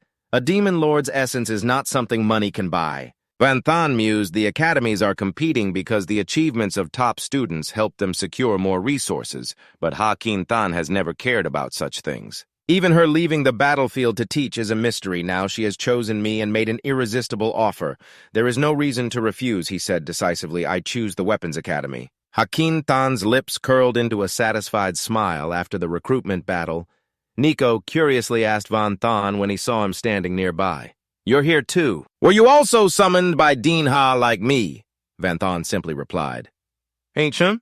Nico was stunned, thinking to himself, that's it, just one word. Is this guy's mouth made of stone? He can't even be bothered to say another word as cold as an iceberg. How did I lose to him? An attendant of Hakim Than stepped forward, breaking the silence. You have been waiting a while. You are both students chosen and personally taught by the dean. You two should get closer from now on. Now let's head to the main location. She waved her hand, creating a teleportation portal beneath Van Than and Nico. In an instant, they appeared in a completely different space. The guide led them into a room displaying a giant dinosaur skeleton. Nico marveled at the surrounding treasures. My God, so many magical beast remains. And a pile of treasures with no two alike. This isn't a treasury, it's a museum, Van Than observed quietly, thinking, if all these spoils of war belong to Dean Ha alone, then she might be the strongest person I've ever seen, even surpassing the powerful figures on television. Hakin Than, sitting on a red chair in the middle of the room, snapped her notebook shut upon their arrival. She spoke, you've arrived, Van Than, and Nico bowed their heads and greeted in unison, hello, Dean. She looked at Nico and said, Kaya Nico is an elf, making him suitable for your tutelage. Take a natural elixir from the treasury and lead him to feel the breath of nature. Kaya nodded, understood. She called to Nico, follow me. Nico tagged along behind her. Now only Van Than and Hakin Than remained in the room under the dim light. Hakin Than glanced at Van Than. Her voice was deep and warm, yet full of authority. Van Than, as for you, she gently extended her hand. In her palm lay a strangely glittering essence. Prepare to absorb this Demon Lord's essence. Yes, Van Than stared intently at the essence, his gaze wavering for a moment before he spoke. Before I absorb it, I have a question. He hesitated, his mind filled with doubt about the rumor that she had personally slain a Demon Lord to obtain this. Hakin Than nodded, her gaze as sharp as if it could pierce any mystery. That's right. It is the essence from the remains refined by a god-level alchemist. I obtained this Demon Lord's essence only after personally slaying the Dark Knight Demoness. She paused, her voice lowering as if pulling him into a deep secret. As for Demon Lords, I'm afraid your textbooks don't mention them, so I will explain it to you clearly, so that you can understand the true nature of this world. And who our true enemy is. Van Than's eyes widened, his chest rising and falling in surprise. The truth of the world, the enemy. You mean our enemies aren't the monsters, the ones that appear in the game? Hakin Than frowned slightly, her voice low as if echoing from afar. Monsters are just one part of it. 75 years ago, the world and the game merged, giving rise to many races such as beastkin, dwarves, elves, giants, and demonkin while tracing their origins. It turned out they were simply players who had chosen different races. In essence, they are still humans born into this world. She paused, her gaze sharpening as if to etch her words into his mind. Beyond this world, there exists another. We call it the Dark World. The Dark World is filled with demonic spawn. They invade our world through spatial rifts and have gradually brought disaster upon us. The strongest among us are the fourth-class holders like the War God, Magic God, and Battle God. She continued in a steady yet heavy tone. The strongest among the demonic spawn are called Demon Lords. Currently, humanity's knowledge of Demon Lords is very limited. We only know they are extremely powerful, strategically equivalent to 2 fourth-class holders combined. Van Than frowned, a glint of curiosity in his eyes. If Demon Lords are so powerful and mysterious, how did humanity discover a method to create it? The Demon Lord's essence. Hakin-tan smiled faintly, a hint of mystery in her eyes. The method was not devised by humans, it was obtained through sacrifice. To communicate with the creator gods, or you could call it a transaction by sacrificing all valuable items, especially the demonic spawn hiding in the rifts. The game god's domain was created by the heavens. We humans are also creations of the heavens in turn. The heavens will respond with the formulation method for the demon lord's essence. It is a gift bestowed upon us. She continued, her voice gentle yet persuasive. Besides this item, various divine potions, hidden job classes, and divine equipment. And divine skills can all be obtained through item sacrifice. Van Thon's eyes widened, and he muttered in disbelief, communicating with God, sacrifice, a transaction, he thought to himself. This information has never been mentioned by anyone. You can't even find it online. Hakin-tan gently placed the demon lord's essence in his hand, her eyes filled with expectation. Are you ready now? Then you may consume this essence, whether or not you can obtain the innate bloodline of the Dark Knight Demoness. No one can say for sure, the probability is very low. It depends entirely on your own constitution. Yes, Van Thon clenched the essence in his hand, his voice trembling slightly. Dean, I would like to rest for 1 hour before I take it. Hakin-tan nodded slightly, her gaze softer than usual. Very well. You may go to my office to rest. Someone will prepare tea and snacks for you. I will come for you in 1 hour in the Weapons Academy Dean's office. Van Thon sat in silence, his gaze drifting around the room. Suddenly, a brilliant phoenix flew in and landed gently on the windowsill. He immediately used his appraisal skill, thinking to himself, this must be Dean Ha's contracted divine beast. But despite his efforts, he couldn't discern its level or quality. He sighed softly, a look of disappointment on his face. I can't even see its name. The power difference must be too great, huh, sir? A knock at the door interrupted his thoughts. Van Thon said softly, come in. The door opened. 2 beautiful girls entered, one carrying a tray of pastries and the other a teapot. They greeted in unison. Greetings, sir. As our master's honored guest, if you have any requests at all, please let us know. Yes, Van Thon replied awkwardly. Oh yes, he glanced at them and thought to himself, servants, and from the demonkin race too. This is the first time I've seen this. In the Black Dragon Kingdom, everyone is equal. Whether human or demi-human, unequal master-servant soul contracts are not allowed to exist. Except for magical beasts, the demi-human races of the Black Dragon Kingdom, or the demon descendants from the rifts. Yes, thinking this, he gently told the girls to go and rest first. If I need anything, I will call you. He watched them leave. Van Thon thought to himself, they must be demon kin, huh?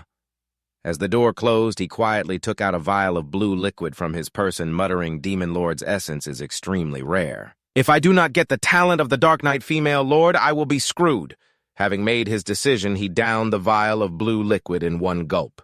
Afterwards, he muttered dazedly, there is no change at all. It feels like I just drank a mouthful of water. The effect lasts for a full 24 hours, so just wait for it to take effect. 1 hour later, Hakin-tan returned, her gaze stern as she looked at him. The Demon Lord's essence is very potent. After absorbing it, you will endure great pain. You can just use it, and to prevent any mishaps, I will watch over you. Van Thon looked at the essence in his hand and nodded, responding, yes, ma'am. He crushed the essence, and immediately his body felt like it was being incinerated. A terrifying power exploded inside him, making him scream internally, it hurts so much. Hakin-tan quickly supported him. Her voice was low but full of encouragement. Endure it. In this world, no source of power can be obtained easily. If you want to obtain the bloodline talent of a demon lord, then you must endure the pain. She held him tightly. The sofa beneath their feet trembled slightly, having sunk at some unknown point. She channeled energy into her hands, her voice softening. I can only help you alleviate the pain a little. Otherwise, we might waste its medicinal power. Suddenly, the 2 female demon kin and Kathy heard the noise and rushed over. Kathy spoke up, her voice full of curiosity. Dean has Nico's side progressed smoothly. But before she could finish her words, she froze upon seeing the somewhat compromising position between Van Thon and Hakin-tan. Kathy stammered, her face blushing brightly.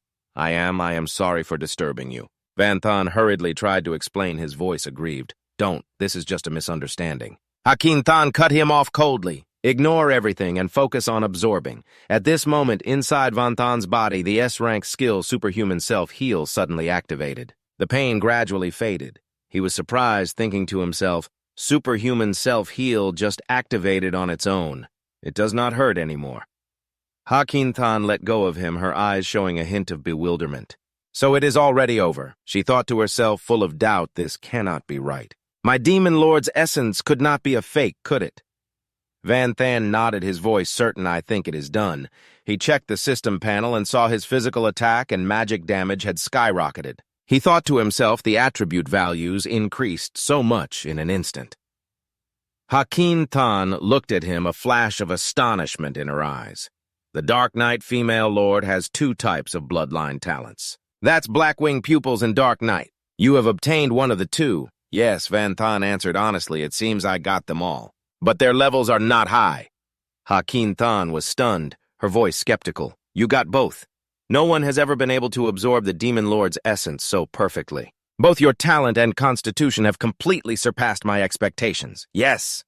Van Than scratched his head and laughed sheepishly. It was probably just luck. He thought to himself, maybe it was thanks to that lucky potion. Hakin Tan continued, her voice gentle yet meaningful. As for the new talents being low level, that is also very normal, because the talents of the Dark Knight female lord are all evolutionary types. In their perfect state, they will be S+ rank. They will grow with you. Yes, Van Than nodded slightly, his voice sincere. Thank you, Dean. In his heart, the image of Hakin Tan suddenly became different. Although she was always cold and kept her distance from everyone, she showed him special care. He resolved to himself that he must repay her well in the future. Hakin Tan gave a faint smile. She said, from now on, just call me teacher. Do not get too happy too soon. From now on, I will test you once a month. If you do not pass, you will be punished. Van Than obediently replied, yes, teacher. Far, far away in a dark cave, a furious roar echoed, damn it all. A mere mortal dares to steal the power of the Dark Knight female lord. Damn it.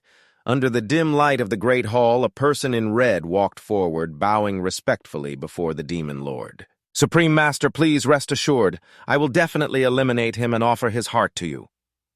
The demon lord's eyes were cold, but showed a hint of satisfaction as they slowly replied, good. If you succeed, I will reward you with this war god's essence.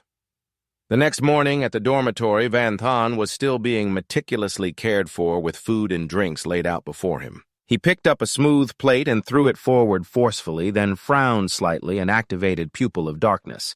The plate suddenly stopped floating in midair. Van Than was stunned and mumbled, this plate can really float in midair. Pupil of Darkness is truly powerful.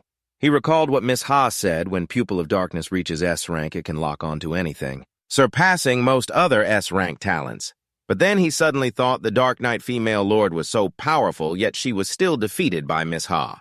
Just how formidable must she be? With his mind wandering, he stepped out onto the academy grounds for a leisurely stroll. As soon as they saw him, the two female demon kin from the other day began to whisper, look, it seems he wants to go to the advanced class. He could very well be our male master. Yes, Van Than overheard them, his face darkening. He quickly raised his hands to explain that yesterday was truly a misunderstanding.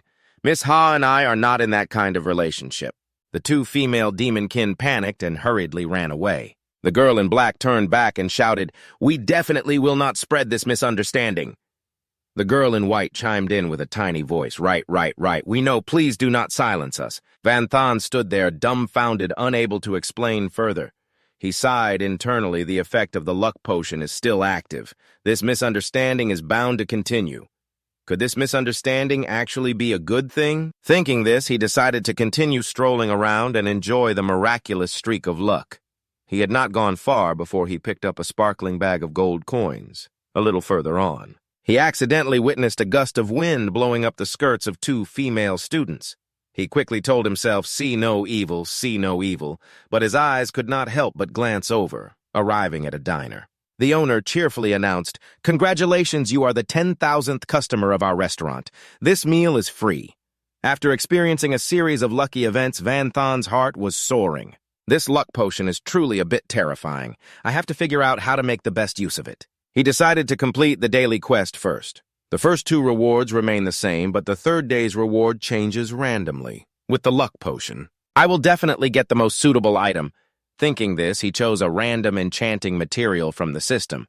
A notification popped up. Congratulations, you have received an enchanting material. Dragon's Fire Blood, the fiery blood of a high-level dragon carrying hatred and fury from when it was slain.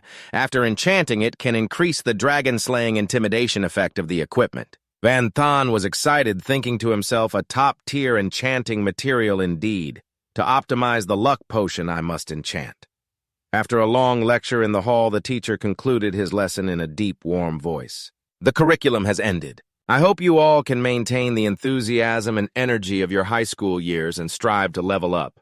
After class, watching Van Thon hastily leave the classroom, Nico thought to herself, strange. Where is this guy going in such a hurry? She subconsciously followed him, her curiosity piqued. I feel like a stalker. No, I am just observing the enemy's situation. If I want to beat him, I first have to understand him. But then she paused and blushed, thinking the more I look at him, the more handsome he seems. In class, his seat is right next to mine. His looks and personality are clearly my ideal type. I could not even focus on the lecture because I was staring at him. Yes, following Van Thon for a long distance, Nico finally stopped in front of the hall. Enchanting. She spoke timidly. You are here to enchant, yes? Van Thon replied tersely. That is right. Nico thought to herself, I have started a conversation. I need to be more natural. Enchanting this activity is very exciting. It is one thought to heaven, one thought to hell. Once successful, the equipment can have its stars increased. Its attributes will skyrocket, but if it fails, the equipment's level might lose stars. It could even be destroyed. It all depends on luck. Yes, Van Thon walked to the counter, his voice resolute. I want to buy materials. The person at the counter pointed to the price list beside them, saying, okay, we have all kinds of materials here. But you can only use points to buy them.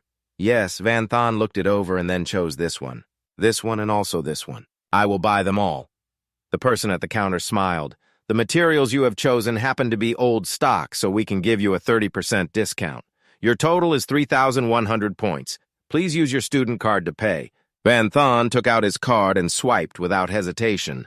Nico, standing by the side, her eyes wide, thought to herself, this guy spent over 3,000 points without batting an eye. The person at the counter continued, May I ask, would you like to hire an enchanter? With an enchanter's help, the success rate will be much higher. Of course, the higher the enchanter's rank, the more expensive the fee. Yes, Van Thon shook his head, his voice firm, no need. I will do it myself. After buying the materials, he began to enchant. Each item floated up enveloped in a layer of mystical purple energy. In just a moment, the system announced enchantment successful. Demonic formation breaker. Quality gold. Attributes. Strength +10. Intelligence +10. New attributes. Physical damage increased by 5%. Magic damage increased by 5%. Do you wish to continue enchanting? Yes, Van Thon chose to continue. A brilliant purple light flashed, attracting everyone's attention. The crowd buzzed. Oh my God, who is enchanting with such a bright light? Wait a minute, this purple light. Oh my God, someone enchanted to 7 stars and succeeded. The system continued to announce enchantment successful. Demonic formation breaker, gold quality, 7 stars. Attribute strength +10, intelligence +10. New attribute physical damage increased by 25%. Magic damage increased by 25%. Do you wish to continue enchanting? Nico, standing behind, couldn't hide her astonishment. He didn't use any techniques, just threw in the materials and let the enchantment table work automatically, and it still succeeded. The surrounding crowd gathered around Van Thon, whispering, Damn, I can't believe it. From 6 stars to 7 stars, the success rate is only 5%. He's truly a chosen one. Who is this guy? He looks so unfamiliar. Could he be a first-year student? So reckless, haha. I wonder if he dares to go for 8 stars. Yes, Nico gently advised in a worried tone, don't go any further. From 7 stars to 8 stars, the success rate is only 1%. Besides, the attributes of a 7-star are already very strong, Nico thought to herself. This guy isn't planning to try again, is he? Amidst the gossip, Van Thon just softly said, continue enchanting. Nico's eyes widened, her mouth agape, thinking to herself, if he succeeds. The weapon's attributes will double and it will gain a new special attribute, but the rate is too low. Failure means it shatters into pieces. A man in a stained shirt standing nearby spoke up, his voice full of doubt. If he succeeds, his weapon will be the strongest gold weapon in the Academy's history. I don't believe he can be that lucky. Another person shouted, blow up, blow up, blow up. He succeeded. A system notification rang out, enchantment successful. Demonic formation breaker, gold quality. Attribute strength +10, intelligence +10. New attribute physical damage increased by 45%, magic damage increased by 45%. Special attribute Dragon-Slaying Dread, the roar of the fiery dragon blood. When the target is of the dragon race or a similar species, all of the opponent's attributes are reduced by 15%. Dragon-Slaying. When the target is of the dragon race or a similar species, damage is increased by 35%.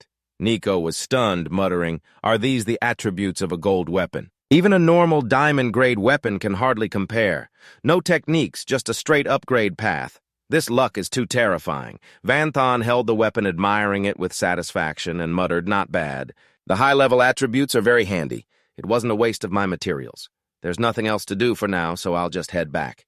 Suddenly, a guy rushed over with an arrogant tone. "Wait a minute, what a lucky dog. Kid, sell your weapon to me. I'll offer 30% above the market price." "Yes," Van Thon sneered, his voice cold. "And what if I don't want to sell?" The atmosphere immediately tensed up. The surrounding crowd whispered, "Hey, this kid can't be a freshman. He dares to defy Lam Loy. Brother Loy is hot-tempered and a member of the Student Council's Dragon Bloodline Division, although the Academy forbids fighting outside the arena.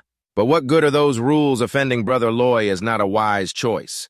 Nico chuckled to herself, thinking, "Ha, these seniors must not have watched the freshman tournament. This year they don't know Van Thon's methods. Even all of them together wouldn't be his match." Lam Loy looked at Van Thon, his voice full of arrogance. "Kid, name your price. If we make a deal, you'll have the right to hang out with me. The strongest gold weapon in the Academy's history, only I am worthy of owning it." Van Thon slammed the weapon on the ground. His gaze was as sharp as a challenge. "Is that so?" At the same time, he activated the weapon's dread attribute. Lam Loy's eyes widened. A sense of unease suddenly welled up in his heart. "What is that weapon?" He thought to himself, "Why do I feel such terror in my heart? It's impossible. I carry the blood of the Dragon Clan. I cannot feel fear." Van Thon tightly gripped the weapon, his icy gaze sweeping over Lam Loy, his voice low but full of pressure. "Are you saying I am not worthy of possessing this weapon? If I don't sell, we become enemies?" Lam Loy trembled, stammering in fear. You. He could clearly feel the dragon blood in his body, cowering. The closer he got to Van, then the more his fear surged. He thought to himself, what is happening? Lam Loy's limbs went weak. He collapsed to the ground, stammering, No, that's not it. You don't come over here. The Academy strictly forbids public duels. You can't just fight. Violence is wrong. We must be civilized. That's the right way." The group that was just flattering Lam Loy now stared wide-eyed and quickly changed their tune. Brother Loy, Van Thon walked past Lam Loy, his voice indifferent, "Whatever you say." "I don't have time for this." He mentally calculated the time remaining on his luck potion. "I have to make full use of it." Nico hurriedly ran after him, calling out, "Hey, wait for me." The crowd behind watched Van Thon's retreating back, buzzing with discussion. Just one confrontation made Lam Loy so scared he had to cite school rules to protect himself. "Where on earth did that kid come from?" Nico asked curiously as she ran. "Hey, tell me quickly. How did you do that? Enchanting an 8-star weapon in one go. Could it be that today is your lucky day?" Van Thon answered bluntly in a concise tone. "That's right. We'll talk about that later. I'm running out of time." The two of them headed towards the Academy library. In front of a bookshelf filled with ancient books, Nico stared blankly at Van Thon. "No way you're running out of time, and you come to the library to read." Van Thon thought to himself, "According to the admission conditions, I'm free to look up skill books here. But finding a suitable skill in this vast sea of books is a real challenge. Today I have the luck potion. Even if I choose randomly, I'll find the best one." Thinking this, he immediately spotted 2 precious books. He opened the blue one and muttered, "Even though I've learned the basic socketing skill." But the resources in high school were limited. Socketing and tracking skills only appear in university. The book in his hand was a B+ grade tracking skill, which helps to quickly follow a target through the traces it leaves behind. After reading it, he switched to the red book, which recorded the shadow flow assassination skill, far superior to ordinary assassin skills. It could be considered a high-tier version. There was also the extremely practical basic presence concealment skill. He thought to himself, shadow flow assassination and Thon Hien's blood rush have similarities. They are excellent skills. Phantom theft is not bad either. It can disarm an opponent's weapon and even remove a mage's shield. After learning the skills, Van Thon told himself this part is done. What's the next goal? Although Nico didn't quite understand, she still followed him excitedly to a mount shop. The owner, a bald old man, greeted them warmly. You're here to choose a mount, aren't you? Flying in the sky, swimming in the water, running on the ground, we have them all here. Of course you can only buy them with academic credits. Van Thon pointed to the left, his voice decisive. I want to buy that one. He calculated mentally from the moment he walked in that beast had been staring at him, and he had also noticed it the most. With his current luck choosing, it definitely won't be a mistake. Nico asked in surprise, why did you choose the weakest one? It looks like it's about to faint. Yes, the owner chimed in. That's right. No one has bought it for 3 months. We were planning to get rid of it. If you buy it, I'll only charge you for the food 100 academic credits. Van Thon didn't hesitate. I'll take it. He threw a great tonic potion worth over 1,800 academic credits into the pen. The beast took it and drank it all in one gulp. Its body immediately became strong and its feathers vibrant. Nico's eyes widened in amazement. How did you figure that out? Yes, Van Thon smiled lightly. It was just luck. The owner screamed internally, damn it, how did I not notice before I've taken a huge loss this time? Van Thon walked closer and petted the griffin. From now on, you'll be my support. You look so silly, so I'll just call you Little Han. Nico thought to herself, his taste in names is really strange. It's a griffin, you know. After the transaction, Van Thon and Nico rode Little Han back. He calculated that there wasn't much time left on the luck potion. They had to act fast.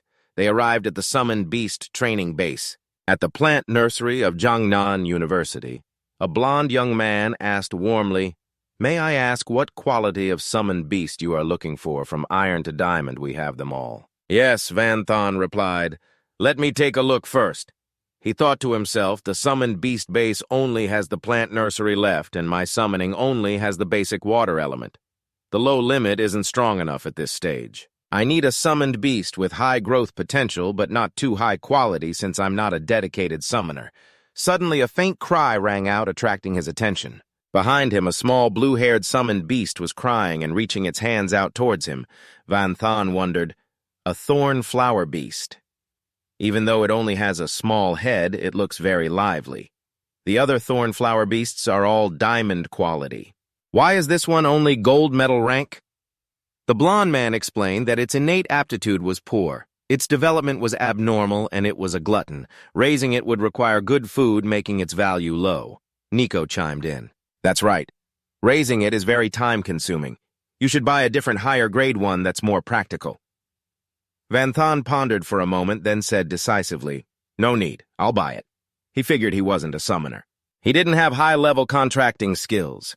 This gold medal thornflower beast was just right for him to form a contract with, and its potential limit was high.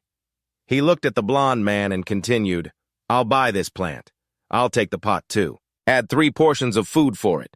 The blond man checked the system panel and replied, The total is 3,800 academy points. With that, Van Thon and Nico left. Night had already fallen. Nico hesitated before speaking up. Van Thon, can we discuss something? Van Thon glanced at her teasingly. I was still wondering how long you planned on being a stalker. Nico huffed. Who's the stalker, huh? Van Thon cut her off. What is it? Nico said shyly. It's just, could I borrow 1,500 academic credits? In the freshman tournament, you won all of my credits. Van Thon handed over his student card without hesitation. Okay, I'll transfer it to you through the student card. As Nico looked at the number on the card, her jaw dropped. This is insane. To still have over 8,000 academic credits left. He's living like a king. Just how many people did this guy beat? Van Thon walked ahead, not forgetting to call back. It's late. I'm heading back to the dorm first. You take your time. Nico called after him. Thank you. I'll definitely pay you back within half a month. She thought to herself, this guy seems cold on the outside, but he's actually not bad. 3 months later in the vice principal's office. Diepen Puk, dean of the War Academy, asked Instructor Lee, The first 3 months of the semester have already passed. How have the first-year students been doing recently? Miss Lee replied in a steady voice. It's the same as in previous years. They are all very independent. After all, they are the top students from everywhere and no one is convinced by anyone else. Diepen Puk laughed, his eyes showing satisfaction. Competition is a good thing. How is Van Thon doing? Miss Lee recounted Van Thon is very hard-working. He has passed the courses for every single class, from daggers to sniper rifles, all with excellent scores. But he is also the most solitary one. Besides occasional contact with Nico, he basically doesn't interact with any other students. He's a complete lone wolf. Diepen Puk sighed deeply. This situation also exists in the other top academies. Elite students often prefer to act alone, but on the battlefield, not knowing how to coordinate can easily get you killed. Miss Lee nodded in agreement. Yes, that's why the Huoyan Long Nation organizes an exchange competition every year, for freshmen across the nation aimed at strengthening their coordination. Puk continued. By tradition, the participating team is formed from first-year students, and this year is no exception. Go and call the top 20 freshmen for me. At the archery training ground, a lively atmosphere filled the air as students gathered for an examination. On the field, the match between Van Thon and Nico was drawing everyone's attention.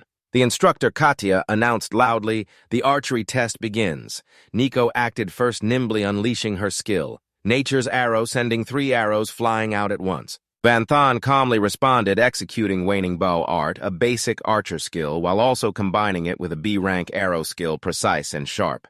Nico hastily retreated, hiding behind an ancient tree, her heart pounding. His attack is too fast at that very moment. Van Thon's arrow roared as it flew, embedding itself deep into the tree trunk. The terrifying power made the entire ancient tree, hundreds of years old, tremble as if it could be pierced through. Nico trembled and stammered, "I lose." Around them, the students buzzed with discussion, marveling at Van Thon's talent. As expected of Brother Van, he defeated Nico using only a basic archer skill. They hadn't forgotten that Nico, a Silver Moon elf, was skilled in both swordsmanship and archery. Rumor had it that Nico always ranked first in courses for many other classes. From swordsmanship to sniping, he was proficient in everything, a fact few people noticed. Nico stepped out from behind the tree, rubbing her head in frustration. "That guy, you're truly unbelievable." She turned to Van Thon, her voice tinged with frustration. "When we first started sparring in archery, I thought you were an easy-to-bully newbie. Who knew that after just 3 months I can't do anything to you? So annoying." Van Thon smirked, his reply sharp. "While learning archery, we bet lunch on every match. As of yesterday, I've treated you to lunch for 3 straight months. Are you satisfied yet? Today it's your turn to treat, isn't it?" Nico scoffed, feigning arrogance. Plenty of boys want to treat me to a meal. I'm giving you the chance, and you're still not satisfied." Just then, Instructor Katya walked over and called out Van Thon Nico. "Come to the training office immediately. Principal Diep needs to see you." Both of them replied in unison, "Yes, ma'am." A thought crossed Van Thon's mind. Puk was not only the principal of the War Academy, but also the vice principal of the Jiangnam Training Department. The atmosphere turned solemn as many elite students had already gathered. A blonde-haired person whispered to a friend next to them, "Since the freshman competition, the top 20 have rarely gathered like this. What do you think Principal Diep called us here for?" The other person replied with certainty, "It must be for the National Freshman Exchange Tournament. It's held every year, and they need to select a lot of people for the team." Van Thon, standing not far away, overheard and asked an exchange tournament. Nico shrugged and shook her head in exasperation. "You really don't know anything, do you? You're too much of a lone wolf. You should make some more friends. Otherwise, you'll be completely in the dark about everything," she continued. Instructor Katya mentioned it before. The Freshman Exchange Tournament is a major national event held annually with all universities participating. In previous years, the competition was divided into 2 events, individual and team. The results determine the national rankings of the universities. The top 7 universities are all selected from this competition. Nico paused, then added, "Our Jiangnam University has been the champion for 3 consecutive years, but I heard they're adding a survival round this year. The format is still unclear." Van Thon mused, his gaze shifting away, but he still replied to Nico, "Is that so?" He silently opened his system panel and information about the competition immediately appeared. "Checking! The National Freshman Exchange Tournament is about to begin. New achievement mission, participate and win the championship. Reward 1 S-Rank skill 50 attribute points, and 50 skill points." Van Thon thought to himself, "As expected, another mission has arrived. It seems I have no choice but to participate." At this moment, Puk walked in, and the atmosphere immediately quieted down. The students whispered, "The principal is here. Everyone be quiet." He spoke in a solemn voice. "It seems everyone has already guessed today's reason. This year's Freshman Exchange Tournament will be hosted by Tanvan University. I will personally lead you to participate as the vice principal." Nico raised her hand with a question. "Do all 20 of us here have to participate? The team competition only needs 7 people, right?" Puk explained. This year there's an added survival round that requires 20 participants. You will be randomly placed in a large area to search for resources and eliminate monsters to accumulate points. The team's total score will determine the rankings, but be aware the survival round is very harsh. Be careful of the monsters and also the opponents from other academies. The students below stirred. One person held their head and lamented, "Why did they suddenly add another round? Scoring points is going to be harder now." Another person added, "Jiangnam University has been champion for 3 years in a row. If we don't keep the top spot this year, we'll definitely be mocked." Imagine the second-year students. And third-year students laughing at us gives me the creeps. But then they cheered up. "Luckily, we have Brother Van for the individual competition. He will definitely take first place." Diep and Phuc continued. "As for the captain for this trip, Van Than will take the role. It's customary for the top-ranking freshman to be the captain. Does anyone have any objections?" The students unanimously supported him. With Brother Vaughn as captain, who would dare to object? "That's right. We have to scare the other schools, silly," he added. "The individual competition only allows 3 registrants. Van Than, Than Tai, Nien, and Nico. As for the team competition, it needs 7 people." Diep and Phuc paused deep in thought. "Van Than is a difficult problem. He usually acts alone. I don't know if he can lead well. But his jobless class is too special. It's hard to determine if he's strong in melee range combat control or support. How can he coordinate with teammates?" He muttered, "Van Than is explosive in close combat, but Nico Than, Tai Nien, and Lam Hu Huck are also top-tier melee fighters. We can't have the whole team be melee fighters and get overwhelmed." Van Than suddenly raised his hand. "Principal, regarding the team competition, I have a suggestion. Can I choose the team members myself?" Diep and Phuc nodded. "That's fine. After all, you know yourself best." After careful consideration, Van Than submitted the list of team members to Miss Lee, who then passed it to Diep and Phuc. Miss Lee said Principal Van Than has finished selecting his team. "This is the list. The list includes Van Than Jobless Rank 1, Van Tai Nien Blood Knight Rank 2, Nico Elf Swordsman Rank 3, Diep Than Lin Taoist. Rank 4, Lam Hu Huck Mage Rank 5, Tun Kong Summoner Rank 7, Quoc Phi Than Shadow Assassin Rank 9. After reading it, Diep and Phuc angrily slammed the list on the table. "What kind of team is this? It's an unbearable mess. Besides Van Than, there are 3 melee fighters, 1 Taoist, 1 Summoner, and 1 Assassin. This looks more like a team of chefs than a competition team. They might be fine fighting individually, but in terms of strategy, it's garbage." He sighed. "Jiangnam University won the championship 3 times thanks to the 2-2-1-2 formation. 2 warriors in the front, 2 mages for area damage, 1 healer for support, and 2 flexible classes for control and harassment. Now this team is all sharp blades and a few long-range bombs, but not a single mage. How are they supposed to fight?" Miss Lee spoke up. "Principal, we don't fully understand the jobless class. Maybe Van Than has his own way. Or should we just void this list?" Diep and Phuc shook his head. "No, let's just see how it works out. Go and arrange for an instructor." In the training hall, news of Van Than's team composition spread, causing an uproar among the students. "This team is too weird, it's like a joke. Why not use the 2-2-1-2 formation like before? Its combat effectiveness has been proven for years." Nico questioned Van Than. "The 2-2-1-2 formation is the most stable choice. The school has used it for years, and it's still effective. What were you thinking choosing this lineup?" Van Than replied coldly, "I have my own considerations." Suddenly, a booming voice rang out. "What is this? This lineup can actually compete. How can you fight without a mage?" The speaker was Ngui Vu, the instructor who once helped the school win the team championship. He said sternly, "Your lineup is terrible, severely lacking in mage firepower. You must add Tiet Hoan. He is the strongest burst mage among the freshmen, and his firepower is the perfect addition." Lam Hu Huck pointed at Tiet Hoan in anger. "Damn, it isn't he the one who cheated in the freshman competition. We knocked him down from rank 2 to rank 26, and now he wants to parachute into our team." The other students spoke up in unison, their voices filled with indignation. "That's right, it's Tiet Hoan pulling strings again this time. I heard his family is very wealthy." They criticized him, saying, "Speak up. How much did they pay you, huh?" At this moment, Van Than finally spoke, his voice calm yet cold. "What if I say we don't need him?" Ngui Vu sneered and retorted harshly, "You don't need him. Let me remind you one more time, I'm the instructor and I have the right to assign positions to any of you. If I say Tiet Hoan is on the team, he is on the team." The students erupted in protest, their voices full of frustration. "Great a bootlicker. We shed blood, sweat, and tears to earn our qualifications. On what grounds does a loser get to squeeze in? Brother Van's magic is already strong enough. We don't need him. We're fine without a mage like that." Tiet Huan furiously slammed his scepter on the ground and shouted his defense. During the freshman competition, I only dropped in rank because I wasn't in good condition and was challenged continuously. How dare you doubt my abilities? I suppose getting into the top 10 is as easy as pie for you all, is it? Nico marveled, his eyes glued to the sparkling scepter. That scepter is at least diamond grade. Lam Hu Huck chimed in sarcastically. Rumor has it the Tiet family is one of the 8 great families of Tien Nam. Truly, the rumors are true. A diamond scepter is something a normal student couldn't even dream of. Ngivu, looking pleased with himself, commanded loudly immediately remove a warrior from the team. Make room for Tiet Huan.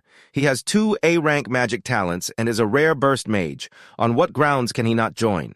Van Tan answered coldly. On the grounds that he has a corrupt character and likes to scheme. If you disagree, then form a team and have a match with me. If you win, you can do as you please. If you lose, get the hell out. Ngui Vu burst into arrogant laughter. You really want to fight the previous champion team. What an arrogant little brat. He nodded and accepted. Haha, I accept this match. We'll meet at the arena in 3 hours. News of the duel spread like wildfire and students started whispering. Did you hear Brother Van's team is fighting a team of sophomores? I think their opponents include members from the last championship team. Let's hurry to the arena to watch. When it was time for the match, the stands were lively. The audience was split into 2 factions, cheering loudly. One side chanted, "Go Brother Van, teach those arrogant second years a lesson." The other faction roared, "Ngivu, teach those freshmen a lesson." How dare a classless person lead a team? A student recognized that Tien Due Thong, the summoner from the last tournament, was on Ngui Vu's team. He's pulling in sophomores for backup. Does he have no shame? Tien Due Thong whispered sheepishly to Ngui Vu. See, I knew people would curse me out. Ngui Vu sneered back, the rules just say to form a team. It doesn't say you can't invite sophomores. Just play well, the rewards for winning will be substantial. He thought to himself, Tiet Huan's older brother handed his little brother to me. I must win no matter what. I can't lose face for the Tiet family. As long as I latch onto them, my future is secure. Diep Tan Lin turned to Van Than and asked worriedly, Brother Van, are you sure we don't need to prepare any tactics? Ton Kong also added hesitantly, that's right. Our opponents have 2 members from the previous championship team. I'm a bit worried. Lu Thu Tan added they use a 2-2-1 formation and their 2-2 front line is very hard to break. Than Tai Nien said confidently. I can take the damage and break in with my blood shield, but the details are up to you to command Van Than. Van Than replied calmly, we don't need a plan and we don't need a commander. Once the fight begins, everyone just improvise as you go. Nico laughed boisterously, his morale high. What's there to fear? Our team has at least 4 provincial champions. We're strong enough to crush them. Lam Hu Huck burst out laughing. We're a team. Trust in Brother Vaughn. We'll go wild together if we win, and we'll shoulder the loss together if we lose. The female referee announced the match begin, everyone. She thought to herself, I didn't expect a challenge match, but this is fine. It's an opportunity to see the true strength of Van Than's team. If they win, Headmaster Deep will approve his lineup. Ngui Vu commanded his teammates, 2 frontliners hold your positions as tanks, priest, focus on healing. While their opponents prepared carefully, Van Than's team just charged straight ahead like a tempest. Ngui Vu sneered to himself, what a bunch of reckless fools rushing in like that. Their rear formation will be isolated. There's no chance they can break our priest-supported tank line. Diep Tan Lin chased after them, panting, you guys slow down a little. I can't keep up. Let me put the Thunder Rain talisman buff on everyone first. Ngui Vu thought smugly I was actually worried about that Taoist. But with this reckless charge, she won't be able to contribute at all. A Taoist may be stronger than a priest with control and support abilities, but she's useless now. He ordered Tiet Huan, focus your energy on your burst magic. Other mages use minor spells to harass their tempo. Tien Due Thong, once they're within 10 meters, summon monsters and surround them. He thought to himself, 4 of them dare to rush us. We will make sure none of you return.